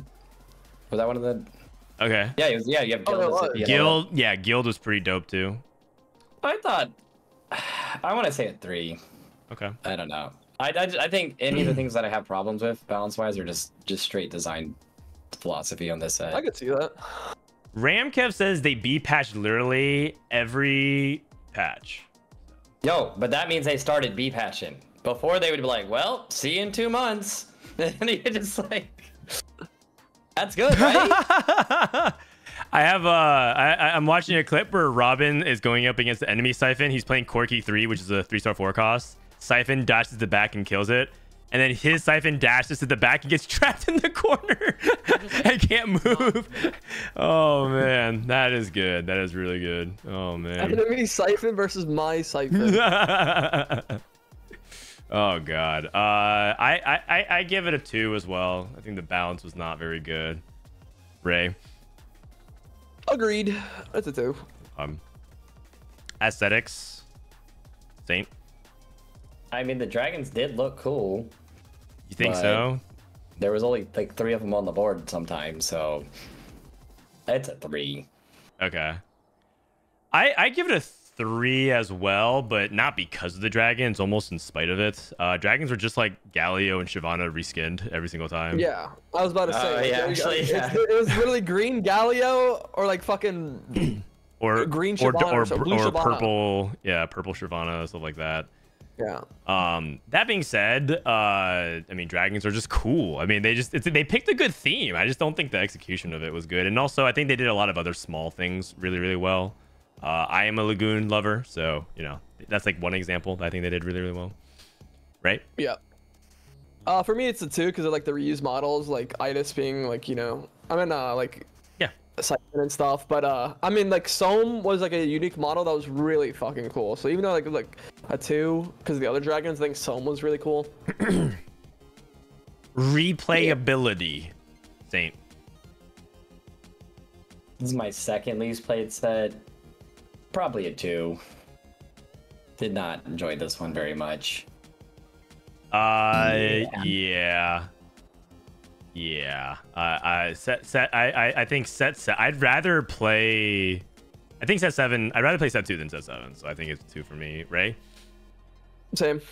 Okay. I didn't play it as much. Okay. Scores are not looking too hot. We'll see. We got 2 plus 12 plus 6 plus 7 plus 8 plus 6. 41 on the the lowest? final score. Oh, In the future, Lord. we need to be extremely careful with anything that challenges the core assumptions of how TFT works and not break those expectations with champ, trade, and augment designs. Oh man, and that's a good summary of like what everyone felt about set 7. I think they were, Okay, like, I will trying to say go one real thing big. though. Soju qualified for World Championships in set 7, so a lot of people actually think it ended strong because it was kind of the peak of Soju's career so far competitively. I mean, I think that was kind of cool. That was kind of cool. Let's scroll down, shall we? Set 8. Monsters attack glitched out. The set mechanic was hero augments, where basically one champion would have a permanently buffed effect to it, and you were stuck with that choice, kind of like an augment. But it did enable some really interesting builds. But I do think that set 8 was defined by many different things. One of them being the Yuumi patch, where you played Jax or Yuumi. You either played Yuumi, which would snipe a backline unit with her ability that would curve around the comp, or you played Jax, which birthed the infamous Jax DD. In chat, that's very spammed. And then also, Mortdog followed up We Love Dragons with We Love Oxforce, because Oxforce was such an obnoxious trait that it became probably universally one of the most hated traits in set 1, I think. Oh, that hacker meta. Oh, no. Damn. All right, talk about your set 8, Ray. I mean, I remember one thing. Okay, I remember 2 things about this set vividly. 1, TFT Summit was really fun. And 2, I remember this one time where LeBlanc jumped to my back line, and instead of targeting the closest unit it should have, it just instantly ults my carry from across the map every time. Oh, yeah, because LeBlanc targeting was so it was frustrating. so messy, yeah. like, I remember raging so hard when that happened to me. But yeah, threats were really cool. I think Threats were really cool. Yes. Yeah. Yeah.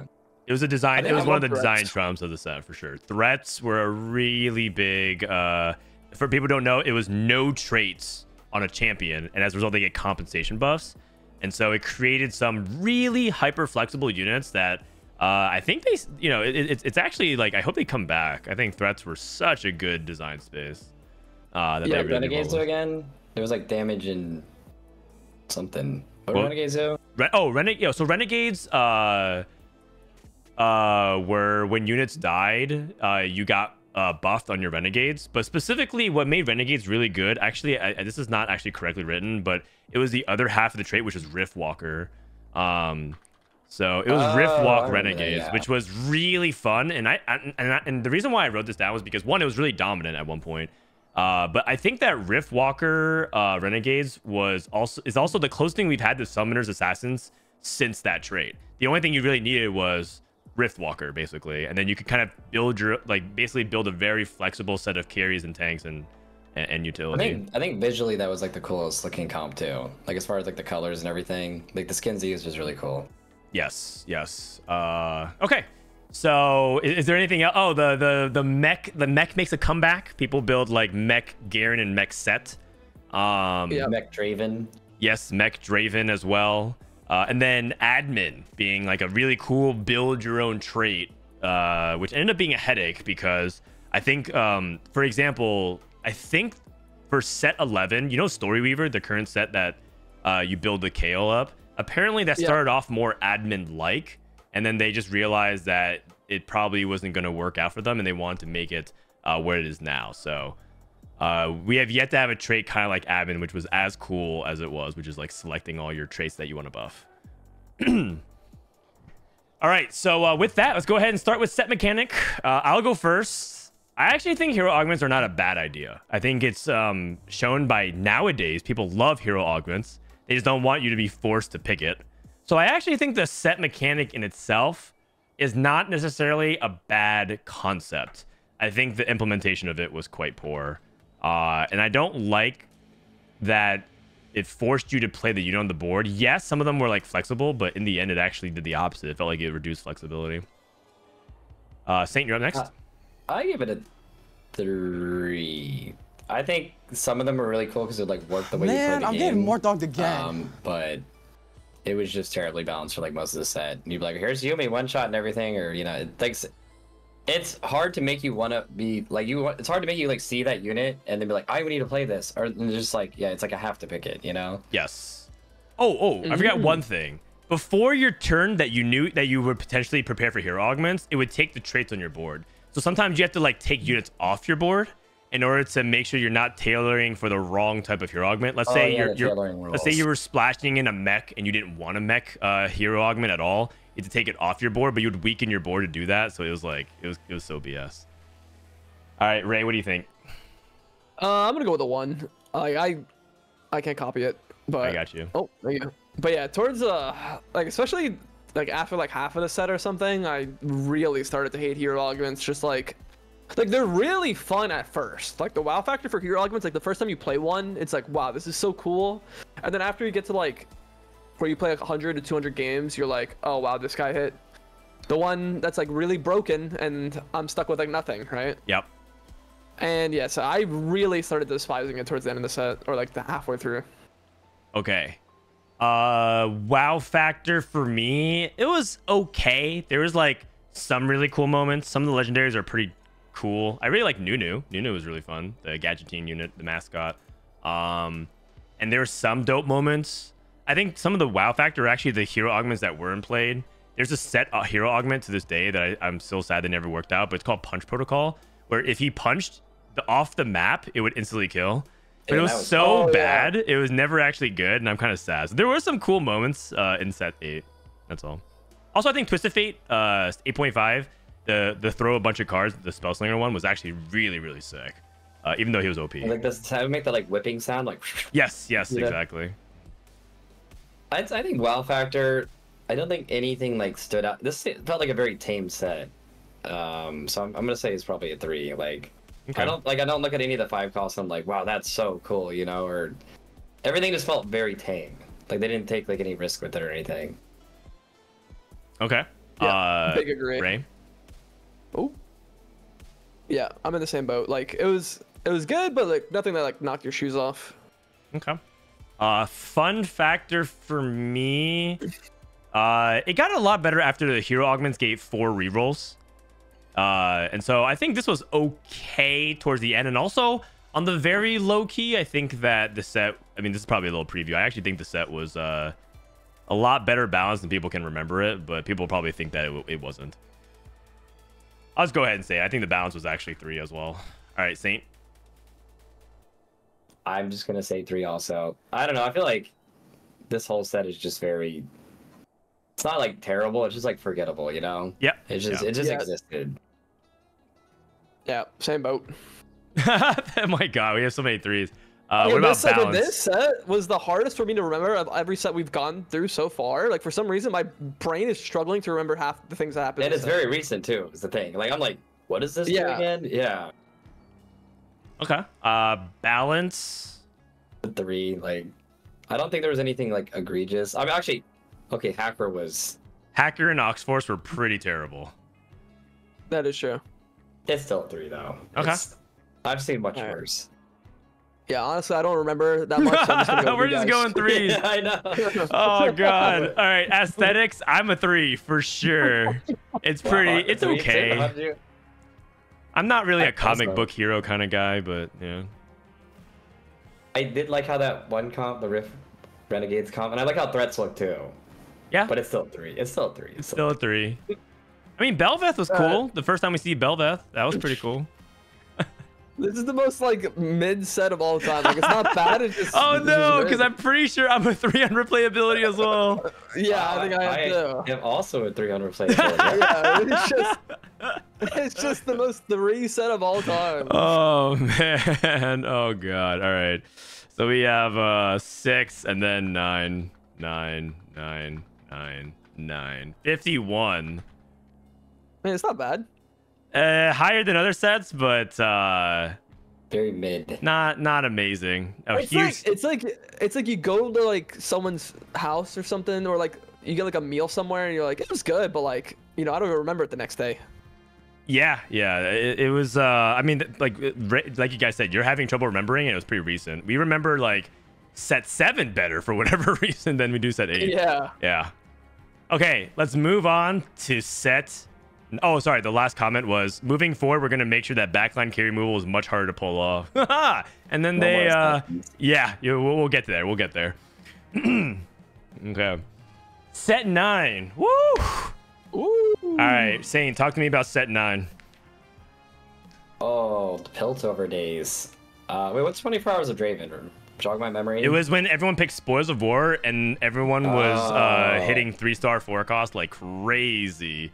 Yeah, actually, like when I previewed this, the Legends thing, I was like, wow, this is so cool. Like, you're gonna be able to like have a flavor of like how you want to play the game, like your style. Mhm. But then it just like you would just go to some stats website like this one is this many placements above this other one, and then everybody would just pick that. And I feel like as a design concept, it was really really cool, and I like it. And I like kind of hope that they go back to it like in some way, but not in the way they did, because it's in this way it's like so in your face, hard to balance. And they even like took away the stat websites just because they wanted to try to have Oh people, you yeah, know, that's right. I should write that in. They disabled stats at one Yeah, point. I write just that over because of this. Jarvan. Yeah, it's just I don't know. I feel like that I would like to see them like revisit something like this, but I don't know. I like when I really like when game companies take risk. You know, like they try to like. Yeah, yeah. I would rather them do that than do the last set where we just talked about. We're all just like, oh, that existed. You know. Right. And I like things to be polarizing. So. Okay, that's interesting. I like that. That's a good take. Ray, how is your set 9? Well, it was very good, I think. I mean, I feel like the theme was really good, like the units and it was mostly default skins, right? And like their origins, like Shurima is on Yeah, and set stuff 1 like that. rebooted. Yeah. I thought it was overall like one of the better sets for sure. Definitely in like, I don't know, probably like top 4 or something. Okay. And Yeah. is this the set where you would have the +1s, right? And everybody go vertical. This is the Yes, set, right? 9.5 was the peak of that, where everyone picked Earth and then tried to hit 9 Demacia or 9 Noxus or 9 Shurima or 9 Bilgewater, so on and so forth. Okay, set 9 was way better than set 9.5. Yes. Yeah, Yes. agreed. Set 9 was Like amazing. way better. Yes. Just because of that. I should probably have written it a little bit clearer, but the Bilgewater launch was the launch of 9.5, which was the only thing that ever rivaled Rebel GP, which is ironic because GP is part of that trade as well. Anytime Gangplank's been part of a launch and been broken, it's been hyper broken. So what's the Bilgewater launch? What is that? It was when That's just- people slammed Even Shroud and you would play MF and then Nautilus. and then every few seconds the cannonballs would drop down and deal physical damage. No, Yeah, no, do you remember no. RFC Neela? Yeah, RFC Neela. We don't try to think about, and that's when they took out the RFC thing out of the game too. Okay, yeah. Yeah. Never mind. He's remembering, Yeah. guys. He's remembering legends. Twisted Fate as a legend, Earth as a legend, Dragon King as a legend, where everyone was Fast 9. But I will say Legends had some cool moments. It was cool when someone brings like Poro. It was cool when someone was playing Caitlyn. It was cool when people were playing Bard, for example, at regionals. Yep. It felt Yeah, when people- it felt too much like Magic the Gathering and Hearthstone to me, where it's just like kind of preemptive decks where just 85% of the meta was kind of set in stone, and you kind of thought, oh, this like slightly off meta deck would maybe do well, and chances are they wouldn't. So yeah. I will say one thing that was cool was all the different rises. I made a note of that. Rise was actually like 11 champions in one. Every single region portal that you picked, Rise would change and have a different effect. That is really cool. 10 of them weren't good. That's not true. That's not true. I'd probably say like 3 of them weren't good, but like. Do you remember Zonrise, who the more gold you had, the more he would summon portals? That was Yes. a good one. Yes. Yeah, that was sick though. That was super fun. That was cool. I love the Rise summoning weapons one too, the Noxus Rise. That was also Yeah. hype. But yeah, or Ishtar Rise was pretty dope where he became a tank.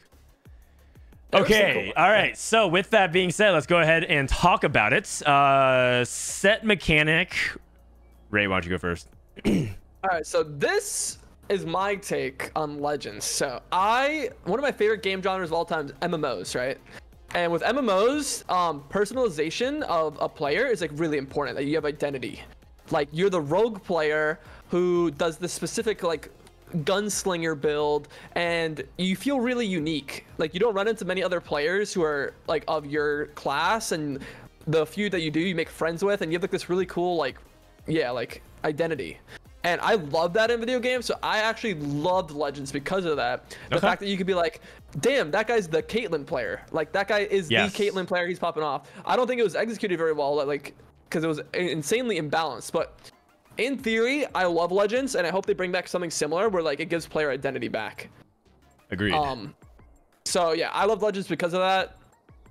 And then Region Portals is amazing, so I'm going to go with a 5. Wow, a hot 5 to start things off.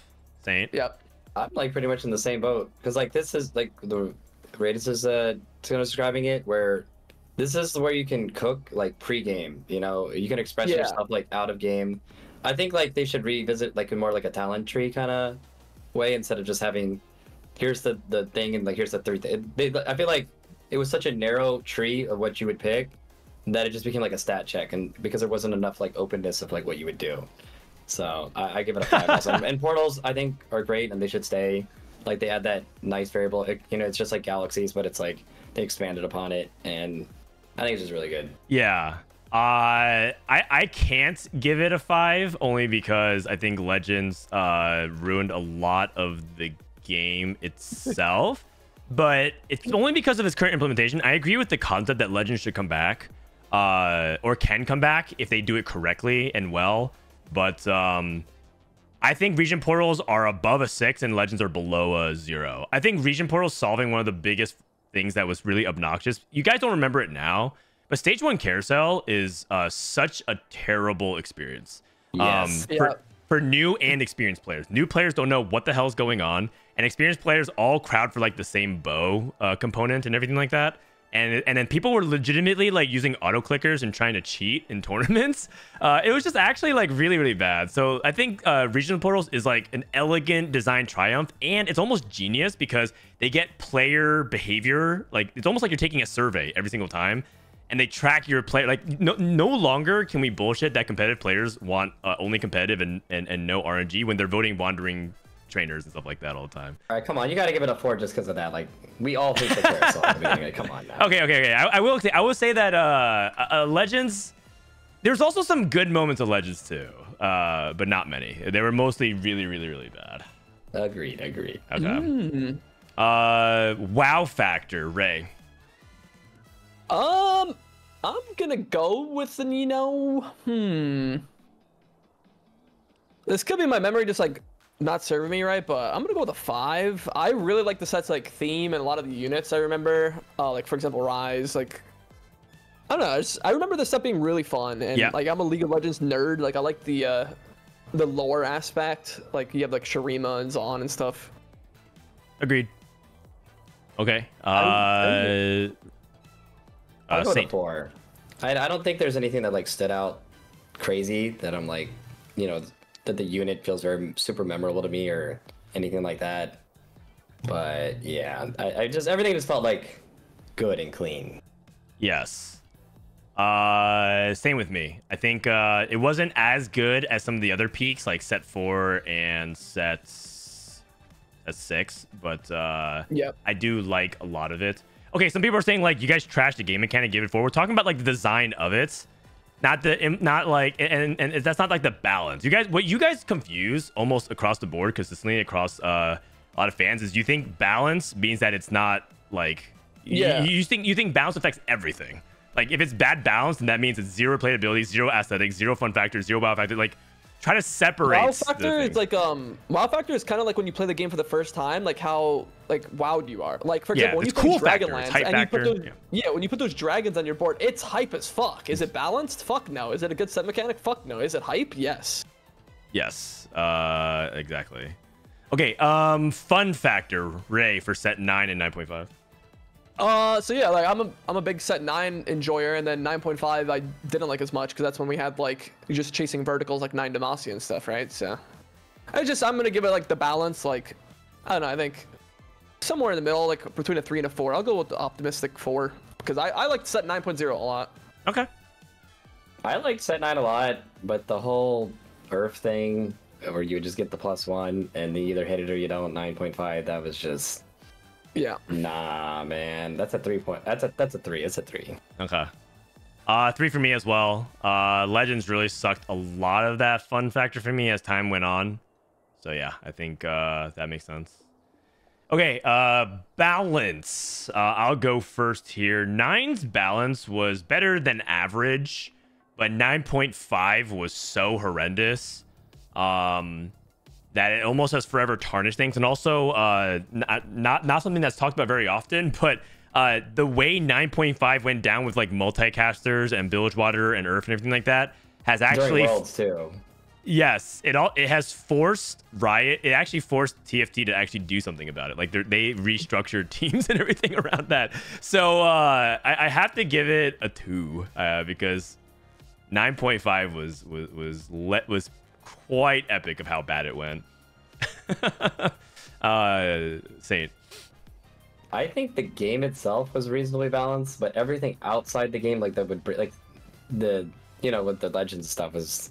I don't know. Is this the game that's the balance, or is it the mechanic, or it's like it's weird because I feel like the builds themselves are balanced, but going vertical in the build because you're getting it from something, like a portal or from the legend is terribly balanced. I'm gonna say 3 because I felt like the comps themselves were actually balanced. 3. Okay. Wow.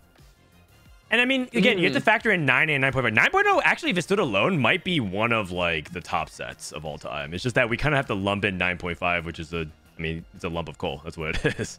Agreed. All right, Ray. Yeah, pretty much. Like 9.5 just brings it down so much. Okay. Agree What with that. about aesthetics, Ray? Ooh, aesthetics. Yeah, I'm a big fan. Definitely one of the higher aesthetics for me because I just love base skins. I love, the identity. I'm gonna go with 5. Like, I don't think it's Wow, a set 4 all right. aesthetic or somewhere between like, probably like top 3.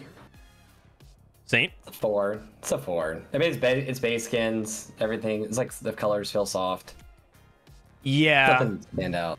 I mean, that's exactly why I think it's like it's okay. It is base skins. We're like, I don't know, we're applauding them for like putting in the same skins we've been looking at for 13 years. Like, Oh, but it's cool. Like, you got Shurima. Yeah, no, you're not and, wrong. like the Shurimans, and it's like, I don't know, Yeah. like Freljord.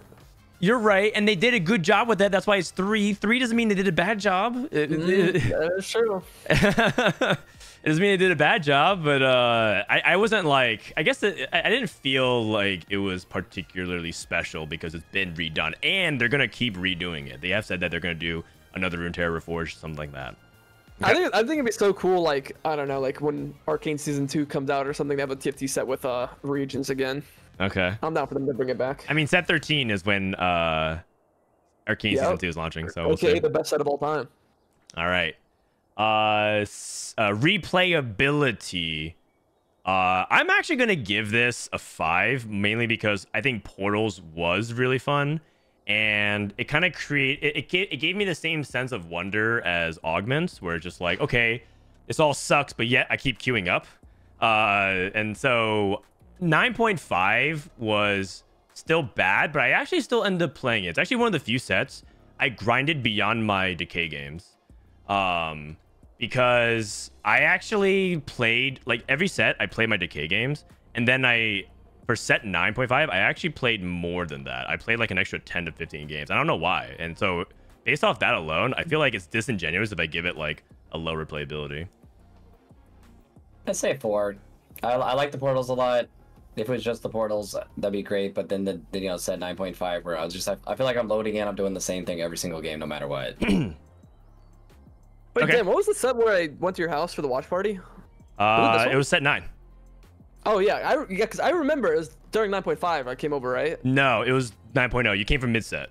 Oh, okay. Because I remember being burnt out, but you were still gaming like nonstop. Yeah, I remember I was. that. I remember that. Yeah. So yeah, it's probably a 4 for me.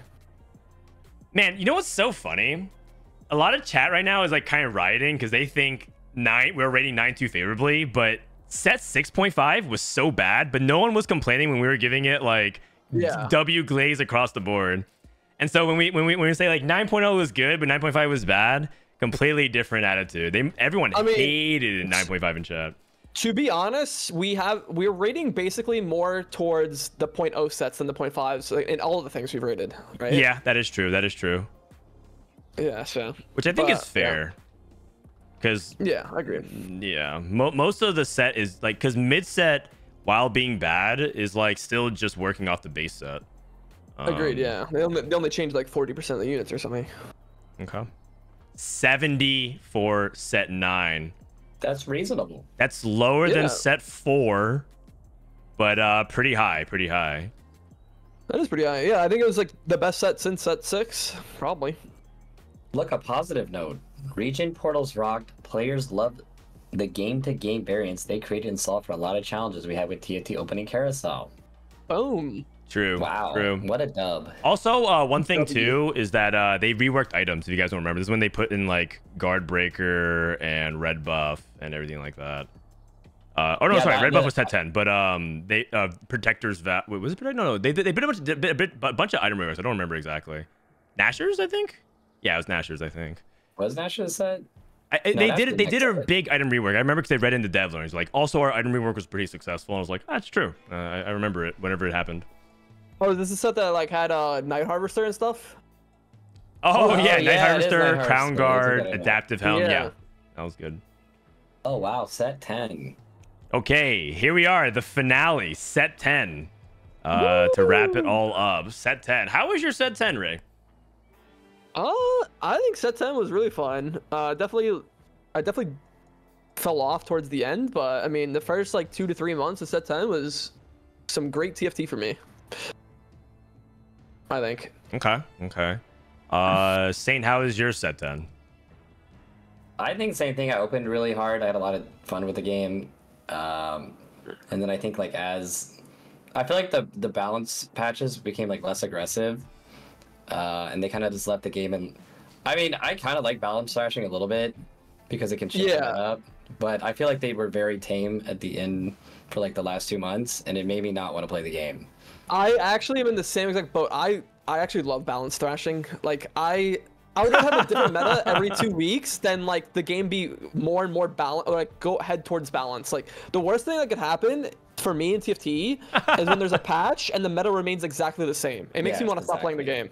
Yeah, they tried too hard to balance it. Yeah, and it happens so many times. What the heck? You guys are complaining that it's too balanced. No, I've always liked balance thrashing. Like when I play League even and stuff. Like oh my god, I see a patch and like, oh, I would try all these new cool things, or like the game, like they're shaking the game up, you know? You're like, I like. Well, it's not even balanced. It's like, let's say 6 Sentinel Ahri is meta, right? And then and a new patch comes out and Six Sentinel Ahri is still meta the next patch, that's so not fun for me. Like I like I don't care if something's broken in the next patch as long as it's new broken. Yeah, I don't want them to kill the comp, but I want something else to be brought up to be like it was in the same tier, you know? You want to learn something new, I think is what it is. Yeah, exactly. And you have to do a little bit of thrashing to like do that. Yeah, exactly. Oh man, I can't agree with that, but that's really interesting that both of you found that. Set 10 was pretty incredible, I think. If the worst thing that you can say about it is that it was too balanced, and as a result led to balanced stagnancy. Yeah, not too balanced, but it's like, oh, Heartsteel wins again. Oh man, you know, like that's what it was. And yeah, I don't know. Yeah, no, I get it. I get it. That's the thing. But he said, "Oh, go ahead." Movement is interesting. Ain't no one trying to sit on a perfectly balanced seesaw.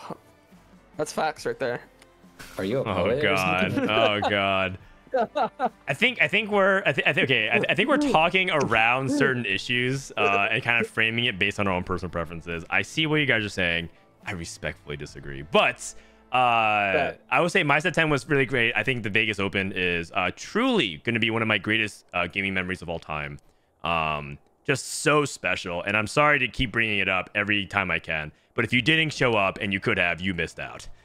There's some people who couldn't have made it because of many reasons of logistics and whatever thing, but like if you were like, maybe I won't go, you fucked up. You should have came. It was that good. Yep. And I think you will never get like that first type of open again. It was just really well done. Also, I put Malala Jordan here because I don't think we'll ever see a set of competitive TFT kind of like what Malala put out. I think it's worth recognizing. And this set was just like really, really, really well done. Just like across the board. I mean, the wow factor is a 6 for me immediately. I'll just let you guys know. It is just incredible what they pulled off with the production of it and everything around the music. And the music makes sense too. If you're like a music like theory person, like you play instruments and you understand music, you understand why this set is genius. There's a lot of like really subtle things of what they did to make how mixing music can be really challenging if you do a bunch of mashups, and very similar to TFT, and the themes of it are just on point. So like really well done. Okay, like this, to me, one of the coolest things TFT has ever done is the TFT music video that came out this set. I remember watching Worlds, like the League of Legends Worlds, and I remember they were saying like a TFT music video, right? And so League of Legends, like the Worlds chat, they are kind of toxic if you've ever watched Worlds, right? Like they kind of hate on everything. And I was like, oh god, the TFT music video, like they're gonna make fun of TFT, aren't they? Yeah. And it came on and every single person loved it. It was like I was so proud to be a TFT player. I was like, dude, that's my fucking game right there. And then I don't know, it's like the coolest shit of all time, that music video. Like it got like, I don't know, like fucking bajillion views in a week. Yeah, Like, that's actually, really sick. yeah, it got 29 million views, which was like outpacing a lot of other League of Legends stuff. It was pretty incredible. Pretty incredible. Okay, so set 10, the freshest in our memory. Let's go ahead and walk it down and end this segment. Set mechanic, we'll start off with Saint Vicious. I mean, it's chosen. We're back. It's implemented better than the previous one, I feel like. It's a solid 3 for me. I don't know. Okay. It brings back the same core thing where it's like, it's 4-1 or 4-2. I have to roll down. I have to play the game this way. I don't like when things like cup your hands, you know? Where it's like I have to play the game at this tempo. Okay, fair enough. Ray? Yeah, I'm in the same thing as Saint Vicious, except like I don't really mind my hands being cuffed. You know what I'm saying? All right, man. Shaggers. Let's see. Set mechanic. Yeah. I mean, I gave Chosen, I think, did I give it a 5 at the time? Or I gave it a 4? I gave it a high thing. The thing I really didn't like about Headliners was the hidden rules. I think the things you have to realize about Headliners and the complications of it really put a big stink to it. And also, I think we've gotten too good at the game. I worry if we bring back another mechanic based off how people got really good at it. I think it optimized a lot of the fun out of it. And in general, I'm tired of Chosen / Headliners. I don't want it to come back. I do appreciate some of the flexibility it gives, but it's fake flex because it also rewards some bad fundamentals, since it like kind of always has just like kind of a bunch of bullshit happening with 2 stars coming in, and different headliners having different effects. So yeah. Okay, wow factor, Saint. I think it's a 6. I think the music, the units are really cool. Like Ezreal winds up his 3rd ultimate, he just blows up half the board. You got like Jhin like filling up the bench with all these things. Like all the units feel really, really cool, and like their abilities feel impactful. And I don't know, I just think everything was like very well polished. It just feels overall very good. Yeah. You already heard what I had to say about it, Ray. Every time you pop off, yeah, it's a 6. I mean, it was so fun. Yeah, incredible. Fun factor, Saint. I think this was a lot of fun. Actually, this was one of my most played sets in the beginning. I do think like a lot of the trades felt really cool, and like yeah, I bitch and moan about Heartsteel, but I do think it's like one of the pretty cool design fortune trades. I mean, it definitely just needed some balancing changes, and a lot of the units felt good to play. Like, you know, a colleague dashing around the board and like Karthus ulting, like one-shotting. So, and also this had portals, so like they had all the good stuff from like the previous sets that were good. So I give it maybe like a 5. Okay, 5. I mean, this set was very fun. I mean, okay, Heartsteel was very fun. I'm pretty sure part of the reason why Heartsteel was as prominent and dominant as it was because it's actually just so fun to play, and anybody that kind of argues against it otherwise is just being like contrarian. And I do think it was really fun. I do think I don't like certain things about it. Like I don't like how Superfan kind of tied in a bunch of rerolls with like you need to kind of contest it. And the big thing that dampened fun factor is bag sizes. So I think I'm gonna go with the 4 because it just felt so bad to be contested this set, like so bad. So I can't give it a 5. Yep, I'm gonna give it a 4 too. Like it was insane 6 out of 6 fun in the beginning, but like as the set went on, it just slowly diminished. And okay, yeah. All right, balance. I'm gonna go first for this one. I think this is very clearly some of the best balance we've ever seen. There's been also equivalent balance states that we've had, like maybe parts of set 4, parts of set 8, 5.5 and 3.5, but balance in set 10 was phenomenal. But it's not like it's perfect, right? We still had like disco kind of be a little bit of a meme, and so once we hit perfect balance, I'm willing to give it a 6. But so far it's like 5 is, I think this is the highest. I think 5 might be the highest we've ever given for balance so far. I don't think we've ever given balance 5 yet, so I'm going with 5 also. I feel like this is the most balanced set that they've ever had, but like almost too balanced. I want a little bit of thrashing. Oh no, you know, like, he's back at it again. I want to change it up a little bit. Oh you know, no! Oh god! All right, Ray. Yeah, I don't know if this hot take. I'm going with a 3. Like, okay, so I don't think the balance is actually bad. It's just like the things remain the same for so long. It was incredibly frustrating for me. Like, I hated with a passion reroll Yone. Like the fact that Yone was so dominant for so long, as well as like country and like a lot of comps like you could say it was balanced with the meta they created, but the meta didn't change like very often. That's like because it's balanced. You don't want to actually. No, it's not balanced because a lot of things still sucked. It's just like the things that were in the meta. Like, oh, I see. Like there was just some things that stayed good for a long time, and then some things that sucked the whole time. And it's okay. What was something that sucked the whole time that you wish was better? I mean, there was like periods of time where disco was really good, and then periods of time where disco was like no one really played disco, right? And then yeah, I mean that's what that is one thing that's stopping me from going 6. Also, like, yeah, but like for the most part, one thing that I do challenge, there are some people that agree with Ray. I will say, open up Team Builder and look at the roster and just go one by one. Was this like played, and was there viable tops chances for it to be played and whatnot? You'll be hard pressed to find any units that weren't played, that were unclickable, that didn't have your spots, that weren't conditional, and like understood how to play. Overall, the balance was phenomenal, in my opinion. I see what you're saying, Ray. I can't agree, but I see what you're saying. No, yeah, I understand. It's kind of like a personal preference. I just don't like when things like, for example, Samira, like country reroll, like Urgot, like that type vibe. I think comps like that are fun when they're meta for like a part of the set. But I remember that comp being like played throughout almost the entirety set. Same with Yone reroll. Like people played Yone reroll the entire set and had success with it. And then like we had like 2 months of Ezreal. You hit Heartsteel Ezreal in stage 4 with enough HP, you just instantly win the game. Yeah. And yeah. shit like that. It's like the balance wasn't bad. You had multiple options. I just hated how long things sticked around in the game. All right. Wow, I like it. Aesthetics.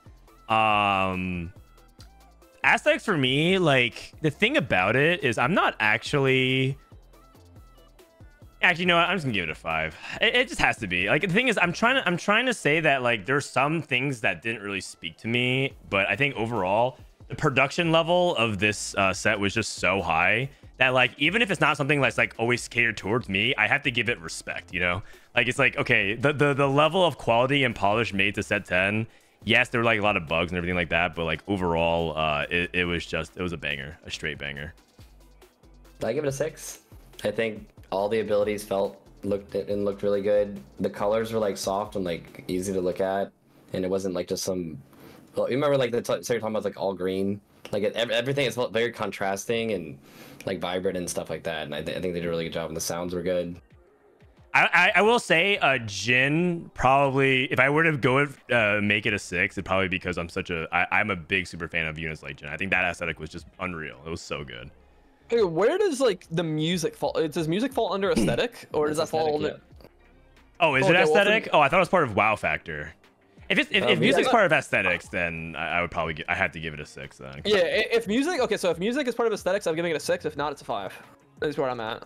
Okay, well, Saint was submitting these categories, so if it's he says it's part of it, so I'm gonna give it a 6. Okay. I mean, I'm listening to set 10. I'm listening to set 10 music right now as we're doing this. Like, come on. It's just, Yep.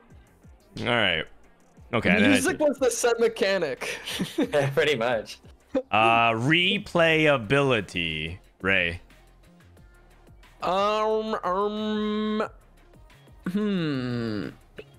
Pretty with a 5. Even though I got really burnt out, I still think it was a great set for replayability. Saint? I pretty much stopped playing the game like the last month and a half, 2 months of it, just because the whole Heartsteel thing. Yeah, that's what I did too. It honestly killed it for me, but I played so much before then, like an unreasonable amount. So it's a 5. It's a 5. Yeah, I'm in the same boat. Yeah. Okay. I actually have. This is actually the least amount of TFT I've played, and I actually counted. I played more games of set 7 than I played of set 10. So I can't give it a 5 because I don't think I lived up to it, and I found myself enjoying more watching set 10 than actually playing it. Wait, do you think part of that is like just because you've been going like crazy hard on content? I mean, you've always been going hard on content. But Yeah, true. I mean, yeah, but part of it was that, like, for example, today I found out I still have to play like 1 or 2 more Decay games. Maybe it's probably because set 11's like in 2 days, but I was just like, oh god, I don't want to play set 10. Someone asked me in the very beginning, is like, would you play a game or 2? I'm like, no. So I'm gonna give it a 4 because it's just personal, and I looked at the stats. Usually I have on average about 800 to 1,000 games across the total set. I'm at 500. It's a pretty significant dip. And I think part of it is the staleness of the meta. Okay. So I guess while I calculated all this, what do you guys think of the bag sizes staying as is, as a dev comment? I'm kind of indifferent. Like, it's not the biggest deal for me. I don't think it feels as egregious when there's no chosen, but and I don't like when agree. I don't like to see like 3 people going the same build, like holding hands 1, 2, and 3. Like I hate that, and that's what they want to get out of. But like I think especially with the meta going in with set 11, it's very reroll heavy, and some of the units have like crossover units. So I think there's going to be a lot of like very low lows with the release of this next set, and like pain points of that unless they address that. So yeah, but I also think that's just because playing tempo and like playing for 5 cost feels really bad right now because there's not that. I feel like the 5 costs and a lot of the 4 costs are very poorly balanced. So I mean they can easily do these changes, but for now, like I think it's definitely a problem. Okay. All right. So with that being said, let's go ahead and tally the scores. And so Ray, can you tell me what set 1 scored? Set 1 was scored at 64. 64. All right. Saint, what was set 2? I gotta say all of them. 47. 47. 40. I just didn't want to like have some paper just sitting there not saying anything. Ray, what was set 3? 71. 71. Same. What was set 4? And set 5. We're getting popped to 75. Oh, 48 was set 5. Is that the lowest rated set? Oh wait. 48 Wait, was set 5. Set 4 is set 4 or set 5? Okay, set wait. 4 is 75. Set 5 is 48. Okay, Ray, hit me with set 6. 94. 94. My God. Peak TFT. Set 7, Saint. What is it? 41. Wait, that's the lowest rated set. Oh man. Ray, what's set 8? 51. 51. Saint, what is set 9? 70. 70. Last but not least, Ray, what's set 10? 85. 85. All right. And so here we have it. I guess what we should do is copy this. So the best set of all time so far, set 6, which I think makes a lot of sense, right? Set 6 is I think that makes a lot of sense for a lot of people. So congratulations, set 6. What was second place? Set 10. Set 10. Oh wow, we agree with that. I guess the optics of it. I guess we do, because that's technically what we all voted for. So this is silver. And then the last but not least is Set 4. set 75. 4. Set 4. Okay, set 4 is like a bronze. You see that? 2 chosens, by the way. Set 10 is. 2 chose. Oh yeah, you're right. Actually, I didn't think about that. Wait, Chosen is the best mechanic. Bring it back. Okay. Bring it back. So I'm gonna go ahead and just do the final rankings. So its first is set 10. Remix Rumble. Second is set 6. Or sorry, set 6 Gizmos and Gadgets. I'll just do this later. Set 10. Third was what? Set 4. What's that for? Yeah. Fourth was what? Set 3 at 71. Was that? Set 3. Fifth is 9. Set 9. set 9 at 70. Okay. What's sixth? Set 1. Set 164. Really? Probably because it's carried by nostalgia, right? Yeah, nostalgia. I mean, the units were cool. The 5 costs were cool. Come on now. Yeah, they were. Okay. Seventh is Set 8. Set 51. 8. at 51. Oh, it's a big jump. Eighth is, Set 5 at 48. That's surprising. and then ninth is, Set 2. Set at 2. 47. and 10th, last. Set 7 Dragonlands. Set 7 Dragonland at 41. All right. So there you have it. Our final rankings. No World is set 7 the worst set. Words by Mort Dog. Wait, he said that in chat? He said that in chat just now. But let's bring it back for the next set revival. Am I right? Yeah. Yeah. Net set revival, set 7. Let's figure that out. Okay, obviously there's no objectivity when you're voting your favorite video game, but I feel like if the TFT community came together and had to vote like the objective best set, I think set 6 is it. I think I agree with that. The scores are wrong? What do you mean? Oh, set 4 was 75. Yeah, sorry. Oh, true. Yeah. I'll fix it. Don't worry. I'll vet it eventually. But thank you. It looks like we got it correct here. Thank you guys. Yep. Okay. The only thing that could top set 6, which was the Arcane set, is gonna be Arcane Season 2, set 13. Agreed. I like that. I mean, I guess gut check. How are you guys enjoying set 11? Ray, you said that you were enjoying it more as you played it. Okay, so my opinion on set 11 is, I actually think it's kind of in the boat of like what we were saying about set 8. I think set 11 is a good set. It doesn't seem that unique to me though. Yeah. I think don't feel like I think like when we're doing this tier list 5 years in the future and we're like, you guys remember set 11? We're gonna be like, yeah, that was a pretty good set, but it didn't really like give like any new like unique inspirational things like augments or anything. I don't feel like they took that many risks. Yeah, feel like- agreed. I before PB would come out and I would be so excited to play it. Even Stun, I would play a lot of PB. I haven't had that feeling with this set, and I have been playing it more, and I've been enjoying it more the more I'm playing it. But I see some very big design philosophy or balance issues right now, and that can be addressed. And I think it can become more fun. Okay. I personally think set 11 has potential to be really fun. I do think that there's elements of set 10 that was like a little bit too competitive and sweaty. I think bag sizes, for example, is a big element of that. And I say it a lot during PBE, but hate watchers are gonna feast this set because you're gonna watch your streamer that you're looking at right now. Like all of a sudden, they're in a great position, they're perfectly chilling, and then all of a sudden, boom, they get encountered out of nowhere. And you get to spam and make fun of them in chat and point at them. And it's going to be the setup one where you get bigger. Yeah. I actually have a just squat picture- counter because I'm squatting with set every time that happens. Well, just picture this: 2 months from now, it's the set mechanic pulls up, or the one that makes you faster, and you're like, "Oh God, just blow my brains out! I have to see this again." Yeah. All right, well, thank you guys so much. I know this was really long, but I think it was really fun, and hopefully we get to do something like that again in the future. But is there anything else you want to say before we hang up here, Saint? No, it's great. Yeah, I think dude, you like blew it out of the water with the production setting of this all out. Like, you beasted it. You're putting everyone else to shame once again. I just want it to be good because you gave a great idea, and I really wanted it to like land well. Because I think we just sit in a call, kind of like reminiscing. I felt like it could have been kind of like boring halfway through, but I think this helped keep it momentum to the end. Yeah, you did Well, good, man. I'll see you guys in 4 years when Mortog is president.